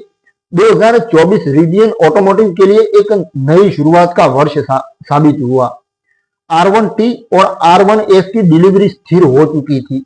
उत्पादन में सुधार आ चुका था और कंपनी सकल लाभ की दिशा में आगे बढ़ रही थी। सकल लाभ के साथ कंपनी आगे बढ़ रही थी। लेकिन आरजे स्केरिंगे और उनकी टीम जानते थे कि कंपनी की दीर्घकालिक सफलता के लिए बड़े बाजार तक पहुंचना जरूरी है।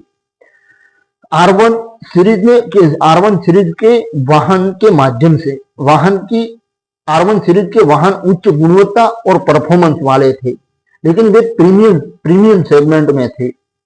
अधिकांश उपभोक्ताओं के लिए इलेक्ट्रिक वाहन अभी भी महंगे लगते थे। रिवियन का अगला कदम था अधिक पहुंच योग्य और किफायती मॉडल लाना, जो मध्यम आकार के हो और बड़े ग्राहक वर्ग को आकर्षित करे। इस लक्ष्य के साथ कंपनी ने नए मॉडल्स की योजना बनाई और भविष्य की फाउंडेशन रखी। भविष्य की योजना क्या थी उसके बारे में बता रहा हूं। तो ये दोनों रिवियन को एक प्रीमियम ब्रांड से मास मार्केट खिलाड़ी बनाने की दिशा में ले गया। मार्च 2024 में रिवियन ने अपने सबसे महत्वपूर्ण अनावरणों में से एक किया। कंपनी ने R2 और R3 मॉडल पेश किए। R2 एक मध्यम आकार की इलेक्ट्रिक एसयूवी थी जो R1S से छोटी और अधिक व्यावहारिक थी। इसका डिजाइन आधुनिक और आकर्षक था। रिवियन की क्लासिक स्टाइलिंग के साथ लेकिन रोजाना उपयोग के लिए उपयुक्त। R2 में 3 बैटरी ऑप्शंस थे जो विभिन्न रेंज प्रदान करती थी। ये परिवारों, शहरवासियों और साहसिक प्रेमियों दोनों के लिए बनाई गई थी। R2 का फोकस था अधिक पहुंच योग्य बनाना। ये बड़े बाजार को टारगेट करती थी जहां टेस्ला मॉडल Y या पारंपरिक एसयूवी जैसे विकल्प थे। अनावरण के साथ ही R3 भी पेश किया गया। R3 एक छोटा क्रॉसओवर था और भी किफायती और कॉम्पैक्ट। इसके साथ R3X वेरिएंट था जो अधिक ऑफ रोड फोकस्ड था। ये मॉडल रिवियन के स्केटबोर्ड प्लेटफॉर्म की नई जनरेशन पर आधारित थे। अधिक कुशल बैटरी, हल्के कंपोनेंट्स और बेहतर सॉफ्टवेयर। अब दोस्तों अनावरण कैलिफोर्निया में हुआ। कैलिफोर्निया राज्य है अमेरिका, वहां पर हुआ। तो अनावरण कैलिफोर्निया में हुआ और ये लाइव स्ट्रीम किया गया, मीडिया में लाइव स्ट्रीम किया गया। अब आरजे स्केरिंगे ने स्टेज पर कहा कि ये मॉडल रिवियन के मिशन को आगे ले जाएंगे, साहसिक जीवन को सभी के लिए टिकाऊ बनाना। R2 और R3 का डिजाइन प्रकृति से प्रेरित था लेकिन शहर की जरूरतों को ध्यान में रखा गया। वाहनों में नई टेक्नोलॉजी थी, बेहतर एयर सस्पेंशन, उन्नत ड्राइवर असिस्ट और बड़ा इंफोटेनमेंट सिस्टम। अनावरण ने फिर से तहलका मचा दिया। प्री ऑर्डर तुरंत शुरू हुए और हजारों रिजर्वेशन आए। लोग उत्साहित थे कि रिवियन अब अधिक किफायती विकल्प ला रही है। मीडिया ने इसे रिवियन की दूसरा ट्रेंड कहा। पहला ट्रेंड R1 सीरीज थी जो प्रीमियम एडवेंचर स्थापित करती थी और दूसरी लहर यानी दूसरा ट्रेंड मास मार्केट की ओर था। इन नए मॉडल्स के उत्पादन के लिए रिवियन ने एक बड़ा कदम उठाया। कंपनी ने जॉर्जिया राज्य में एक नया कारखाना प्लान किया। ये प्लांट अटलांटा के पास स्टैंटन स्प्रिंग्स में था। नॉर्मल प्लांट की सफलता से प्रेरित होकर रिवियन ने यहां बड़ा इन्वेस्टमेंट किया। नई फैक्ट्री आधुनिक थी, रोबोटिक्स, ऑटोमेशन और टिकाऊ प्रक्रियाओं पर आधारित। इसका लक्ष्य था सालाना सैकड़ों हजार वाहन बनाना, मुख्य रूप से R2 और R3 के लिए। जॉर्जिया का स्थान रणनीतिक था, स्ट्रेटेजिक था। दक्षिण अमेरिका में अच्छे सप्लाई चेन और लॉजिस्टिक्स के साथ ये स्ट्रेटेजिक था। राज्य सरकार ने भी समर्थन दिया और स्थानीय समुदाय में नौकरियां सृजित होने की उम्मीद थी। प्लांट का निर्माण शुरू हुआ और ये रिवियन के विस्तार का प्रतीक बना। लेकिन चुनौतियां आई दोस्तों, ऐसा नहीं था कि चुनौतियां नहीं थी, चुनौतियां भी आई। आर्थिक स्थिति और लागत नियंत्रण के कारण रिवियन ने जॉर्जिया प्लांट के निर्माण को अस्थायी रूप से धीमा किया। कंपनी ने फैसला किया कि R2 का शुरुआती उत्पादन नॉर्मल प्लांट में ही शुरू होगा। ये निर्णय संसाधनों को बचाने और तेजी से बाजार में प्रवेश करने के लिए था। नॉर्मल में मौजूदा लाइंस को अपग्रेड किया गया ताकि नई जनरेशन के प्लेटफॉर्म को हैंडल कर सके। R2 की उत्पादन शुरुआत 2026 की पहली तिमाही में प्लान की गई। ये लचीलापन जो था रिवियन की ताकत दिखाता था। कंपनी बाजार की बदलती स्थितियों के अनुसार अनुकूलित हो रही थी। जॉर्जिया प्लांट बाद में चालू होगा जब मांग और संसाधन अनुकूल होंगे। इस दौर में रिवियन ने अन्य महत्वपूर्ण कदम उठाए। कंपनी ने उत्तर अमेरिका चार्जिंग स्टेशन NACS अपनाया। उत्तरी अमेरिका चार्जिंग स्टेशन अपनाया जो टेस्ला का सुपर चार्जर नेटवर्क था। इससे रिवियन ग्राहकों को टेस्ला के हजारों फास्ट चार्जर्स तक पहुंच मिली। ये फैसला चार्जिंग को आसान बनाता था और इलेक्ट्रिक वाहन अपनाने को बढ़ावा देता था। रिवियन ने अपना एडवेंचर नेटवर्क भी विस्तारित किया, ऑफ ग्रिड और साहसिक लोकेशंस पर चार्जर लगाए, सॉफ्टवेयर अपडेट्स नियमित आए, नए फीचर्स जैसे उन्नत हाईवे असिस्ट, बेहतर एनर्जी मैनेजमेंट और कनेक्टिविटी सुधार। ये अपडेट्स मौजूदा R1 वाहनों को भी बेहतर बनाते थे, जिससे ग्राहक संतुष्टि बढ़ी। रिवियन ने अंतरराष्ट्रीय विस्तार की ओर भी कदम बढ़ाए, इंटरनेशनल एक्सपेंशन की ओर भी कदम बढ़ाए। यूरोप और अन्य बाजारों में प्रवेश की योजना बनी। कंपनी ने नए पार्टनर से सहयोग किया जो टेक्नोलॉजी और डिस्ट्रीब्यूशन में मदद करते थे। ये योजनाएं रिवियन को वैश्विक ब्रांड बनाने की दिशा में ले जा रही थी। आरजे स्केरिंगे ने कहा कि नए मॉडल कंपनी के मिशन को व्यापक बनाएंगे, अधिक लोग साहसिक और टिकाऊ जीवन जी सकेंगे। 2025-26 तक रिवियन इन योजनाओं को अमल में ला रही थी। R2 की तैयारी अंतिम चरण में थी और प्रोटोटाइप टेस्टिंग चल रही थी। कंपनी ने डिजाइन और इंजीनियरिंग में इनोवेशन जारी रखा। हल्की सामग्री, कुशल बैटरी और स्मार्ट फीचर्स, ये दौर रिवियन को मजबूत आधार दे रहा था। नए मॉडल न केवल बिक्री बढ़ाएंगे बल्कि ब्रांड को नई ऊंचाई देंगे। दोस्तों, ये अध्याय दर्शाता है कि सफल कंपनी भविष्य की योजना बनाती है। रिवियन ने R2 और R3 जैसे मॉडल और नए प्लांट से अपना विस्तार किया। ये कदम कंपनी को बड़े बाजार और दीर्घकालिक सफलता की ओर ले जा रहे हैं। आगे के वर्षों में रिवियन और मजबूत होंगी, ऐसी अपेक्षा है। अब दोस्तों बढ़ते हैं 11वें चैप्टर की ओर। तो उद्योग मानकों को अपनाना और इकोसिस्टम का निर्माण कैसे किया, ये सब कुछ जानते हैं 11वें चैप्टर में।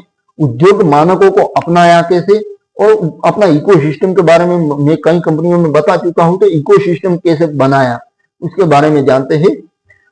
अब दोस्तों 2024-25 का दौर रिवियन ऑटोमोटिव के लिए एकीकरण और परिपक्वता का समय था।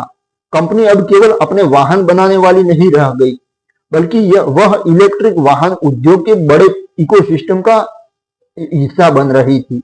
आरजे स्केरिंगे हमेशा से मानते थे कि इलेक्ट्रिक वाहनों का व्यापक अपनाना तभी संभव है जब चार्जिंग सॉफ्टवेयर और उपयोगकर्ता अनुभव उद्योग स्तर एक समान, उद्योग लेवल पर एक समान हो। अलग अलग मानक ग्राहकों को भ्रमित करते हैं और इलेक्ट्रिक वाहनों को अपनाने की गति धीमी करते हैं। इसलिए रिवियन ने रणनीतिक रूप से उद्योग के प्रमुख मानकों को अपनाने का फैसला किया। ये कदम न केवल ग्राहकों की सुविधा बढ़ाता था, बल्कि कंपनी को अन्य खिलाड़ियों के साथ सहयोग करने और बाजार में अपनी स्थिति मजबूत करने का अवसर देता था। साथ ही रिवियन ने अपना स्वतंत्र इकोसिस्टम भी विकसित किया, चार्जिंग नेटवर्क, एक्सेसरीज और सॉफ्टवेयर अपडेट्स के माध्यम से। अब दोस्तों सबसे महत्वपूर्ण निर्णय था उत्तरी अमेरिका चार्जिंग स्टैंडर्ड, उसको अपनाना। NACS कहा जाता है उसको। तो NACS मूल रूप से टेस्ला का चार्जिंग कनेक्टर था, जिसे टेस्ला सुपरचार्जर नेटवर्क में इस्तेमाल किया जाता था। 2023 में कई कंपनियों ने NACS को उद्योग मानक बनाने की दिशा में कदम उठाए। रिवियन ने जून 2023 में अनाउंसमेंट किया कि वह 2024 से अपने वाहनों में NACS पोर्ट शामिल करेगी। मौजूदा R1T और R1S मालिकों के लिए एडाप्टर उपलब्ध कराए गए और 2025 मॉडल से नेटिव NACS पोर्ट आए। ये फैसला ग्राहकों के लिए गेम चेंजर था। अब रिवियन ड्राइवर टेस्ला के विशाल सुपरचार्जर नेटवर्क, अमेरिका में हजारों फास्ट चार्जिंग स्टेशन का उपयोग कर सकते थे। पहले रिवियन मुख्य रूप से CCS यानी कॉम्बाइंड चार्जिंग स्टेशन पर निर्भर थी, जो अच्छा था, लेकिन टेस्ला नेटवर्क जितना बड़ा और विश्वसनीय नहीं था। अब NACS अपनाने से लंबी यात्राओं में चार्जिंग की चिंता कम हुई। ग्राहक अब आत्मविश्वास से क्रॉस कंट्री ट्रिप्स प्लान कर सकते थे। ये अपनाना जो हुआ केवल टेक्नोलॉजी अपनानी नहीं थी, यहाँ पर ये उद्योग सहयोग का प्रतीक था। टेस्ला ने अपना मानक खोल दिया था और रिवियन जैसे निर्माता इसमें शामिल हो रहे थे। इससे इलेक्ट्रिक वाहन अपनाने की गति बढ़ी। रिवियन ने अपने ग्राहकों को 2024 से टेस्ला सुपरचार्जर्स तक पहुंच दी। ऐप में इंटीग्रेशन किया गया, रिवियन ऐप से ही टेस्ला स्टेशन लोकेट, पेमेंट और चार्जिंग स्टेटस देखा जा सकता था। ये सुविधा ग्राहक संतुष्टि बढ़ाती गई। साथ ही रिवियन ने अपना Rivian adventure network RAN expand किया। ये नेटवर्क विशेष रूप से साहसिक लोकेशंस पर फोकस्ड था। नेशनल पार्क, ट्रेल हेड्स और ऑफ ग्रिड एरियाज में DC फास्ट चार्जर 2025 तक RAN यानी रिवियन एडवेंचर नेटवर्क उसमें सैकड़ों स्टेशन हो गए। ये चार्जर रिवियन वाहनों के लिए ऑप्टिमाइज्ड थे, लेकिन अन्य CCS या NACS वाहनों के लिए भी खुले थे। रिवियन वे पॉइंट्स भी जोड़े जहां कैंपिंग, हाइकिंग या अन्य एक्टिविटीज के साथ चार्जिंग मिले। सॉफ्टवेयर के क्षेत्र में भी रिवियन ने उद्योग मानकों को अपनाया और आगे बढ़ाया। कंपनी के वाहन शुरू से सॉफ्टवेयर डिफाइंड थे। ओवर द एयर अपडेट्स से नए फीचर जोड़े जाते थे। 2024-25 में नियमित बड़े अपडेट्स आए। उदाहरण के लिए उन्नत ड्राइवर असिस्टेंट सिस्टम, उसमें सुधार, बेहतर highway assist, automatic lane change और पार्किंग असिस्ट।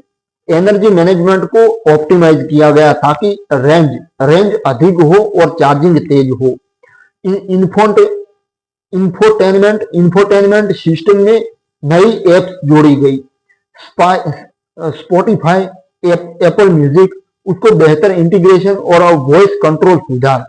रिवियन ने एप्पल कारप्ले और एंड्रॉइड ऑटो जैसे मानकों को भी सपोर्ट करना शुरू किया, हालांकि देर से, लेकिन सपोर्ट करना शुरू किया। ग्राहक फीडबैक पर आधारित अपडेट्स आए, जैसे बेहतर climate control, custom drive modes और सिक्योरिटी फीचर्स। ये अपडेट्स मौजूदा वाहन जो थे उसको नया बनाते थे, जिससे रीसेल वैल्यू बढ़ी और ग्राहक लॉयल्टी मजबूत हुई। अब पारिस्थितिकी तंत्र, जिसकी मैं बात कर रहा था, इकोसिस्टम कहा जाता है उसको, उसका एक और हिस्सा था एक्सेसरीज और लाइफस्टाइल प्रोडक्ट्स। रिवियन ने अपना स्टोर एक्सपेंड किया। Roof tents, camp kitchen, bike racks और ऑफ रोड गियर, ये प्रोडक्ट थर्ड पार्टी के साथ सहयोग से बने, लेकिन रिवियन ब्रांडेड थे। कंपनी ने कम्युनिटी इवेंट्स आयोजित किए, Rivian meetups, guided adventure trips और ऑनलाइन फोरम्स। ग्राहक अपनी कहानियां शेयर करते, टिप्स देते। ये ब्रांड को जीवन शैली से जोड़ता था।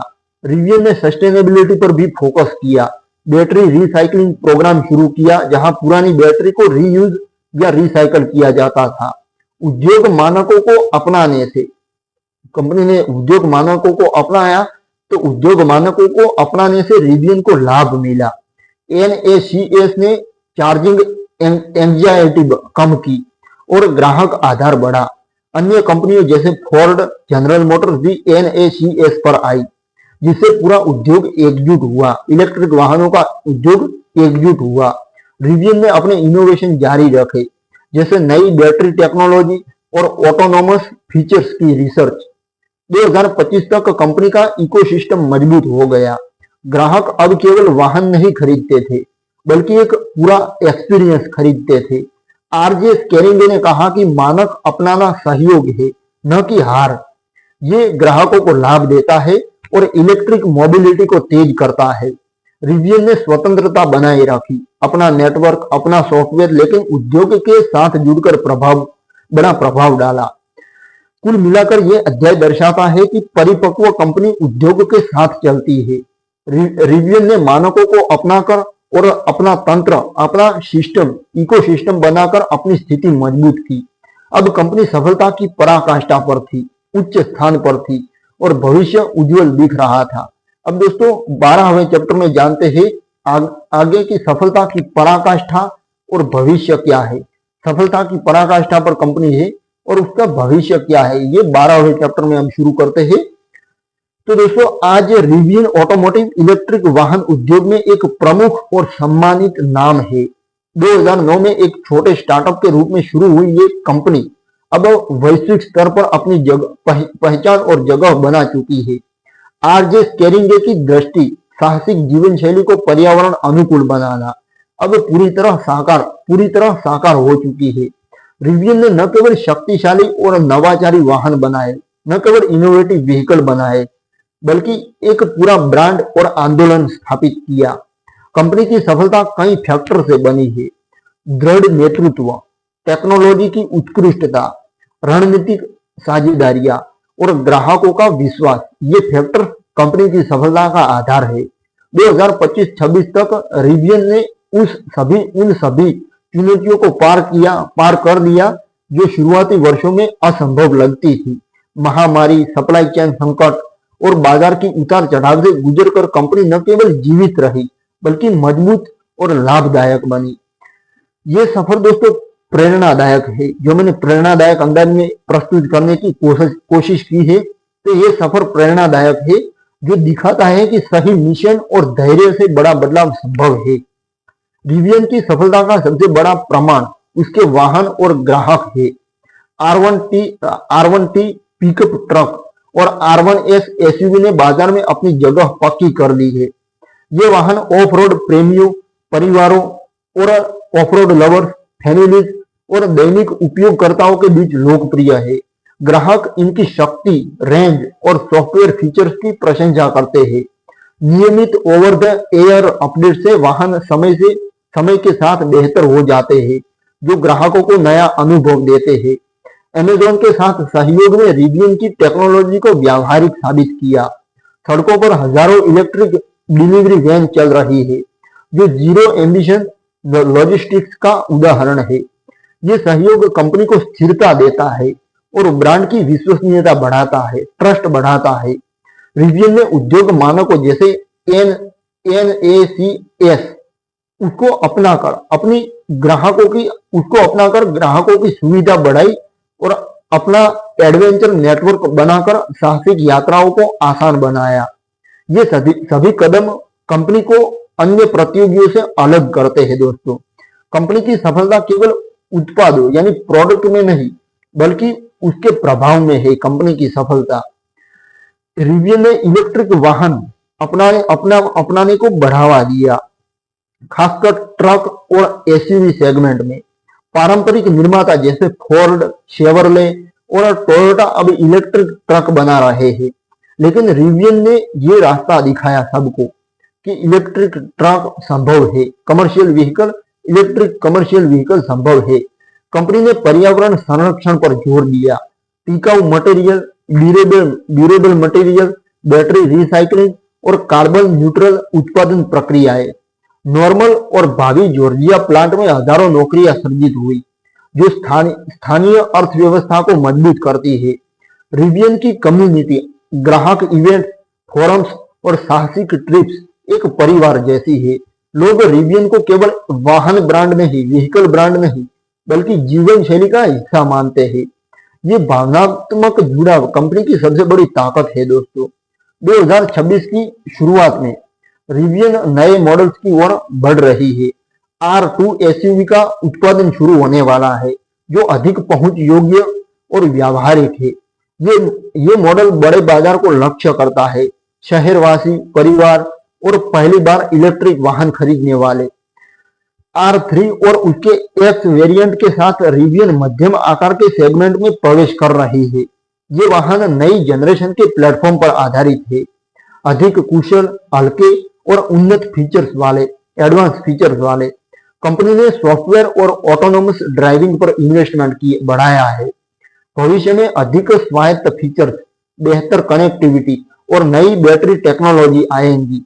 रिवियन इंटरनेशनल मार्केट में विस्तार कर रही है, यूरोप, एशिया और अन्य क्षेत्रों में प्रवेश की योजना है। ये कदम कंपनी को वर्ल्ड लीडर बनाने की दिशा में है। RJ स्केरिंग, कंपनी के फाउंडर, उनकी नेतृत्व शैली रिवियन की सफलता की चाबी रही है। वे हमेशा मिशन पर केंद्रित रहे, keep the world adventurous forever, उनका ये मिशन है। RJ टीम के साथ काम करते हैं, ग्राहकों से बात करते हैं और इनोवेशन को प्रोत्साहित करते हैं। उनकी पारदर्शिता और दृढ़ता ने कंपनी को संकटों से निकाला। रिवियन ने विविधता और समावेशन पर जोर दिया, टीम में विभिन्न पृष्ठभूमि के विभिन्न बैकग्राउंड के लोग हैं जो नए विचार लेकर आते हैं। कंपनी ने सामाजिक जिम्मेवारी भी निभाई, पर्यावरण पहल, शिक्षा प्रोग्राम और समुदाय सहयोग। अब ये मूल्य रिवियन को केवल एक व्यवसाय नहीं, एक बिजनेस नहीं, बल्कि एक सकारात्मक शक्ति बनाते हैं। भविष्य में चुनौतियां रहेंगी, प्रतियोगिता बढ़ रही है, बैटरी सामग्री, बैटरी मटेरियल की उपलब्धता और वैश्विक अर्थव्यवस्था, लेकिन रिवियन की नींव मजबूत है दोस्तों। नए मॉडल्स की लॉन्च के साथ बिक्री बढ़ेगी और लाभप्रदता यानी प्रॉफिटेबिलिटी स्थिर होंगी। कंपनी नई टेक्नोलॉजी जैसे सॉलिड स्टेट बैटरी या एडवांस चार्जिंग पर रिसर्च कर रही है। रिवियन का टारगेट है इलेक्ट्रिक मोबिलिटी को सभी के लिए पहुंच योग्य बनाना। ये केवल वाहन नहीं बना रही, बल्कि दुनिया को बदल रही है, एक साहसिक, टिकाऊ यानी ड्यूरेबल और स्वतंत्र इंडिपेंडेंस भविष्य की ओर। रिवियन की कुल मिलाकर कहानी एक युवा इंजीनियर के सपने से शुरू हुई और अब एक वैश्विक आंदोलन बन चुकी है। ये दिखाती है कि दृढ़ संकल्प, इनोवेशन यानी कुछ नया नया करके और सही मूल्य से कुछ भी संभव है। जो आपने देखा, आरजे स्केरिंगे और उनकी टीम ने साबित किया कि कारें और प्रकृति साथ चल सकती है। भविष्य में रिवियन और ऊंचाइयों को छुएगी और दुनिया अधिक साहसिक और हरी भरी बनेगी। ये कंपनी केवल सफल नहीं, बल्कि प्रेरणा का स्रोत है दोस्तों। अब दोस्तों, रिवियन ऑटोमोटिव नाम की कंपनी जो सिलिकॉन वैली की है, लिस्ट में है, इसलिए सिलिकॉन वैली की कहता हूं। तो इस कंपनी की सफलता की कहानी को मैंने एक प्रेरणादायक अंदाज में आपके सामने प्रस्तुत किया। आशा करता हूं आपको कुछ प्रेरणा भी मिली होंगी और ये बुक, आई बुक आपको पसंद आई होगी। तो मिलते हैं नई आई बुक में और दिल की गहराइयों के साथ। आपका बहुत बहुत धन्यवाद दोस्तों।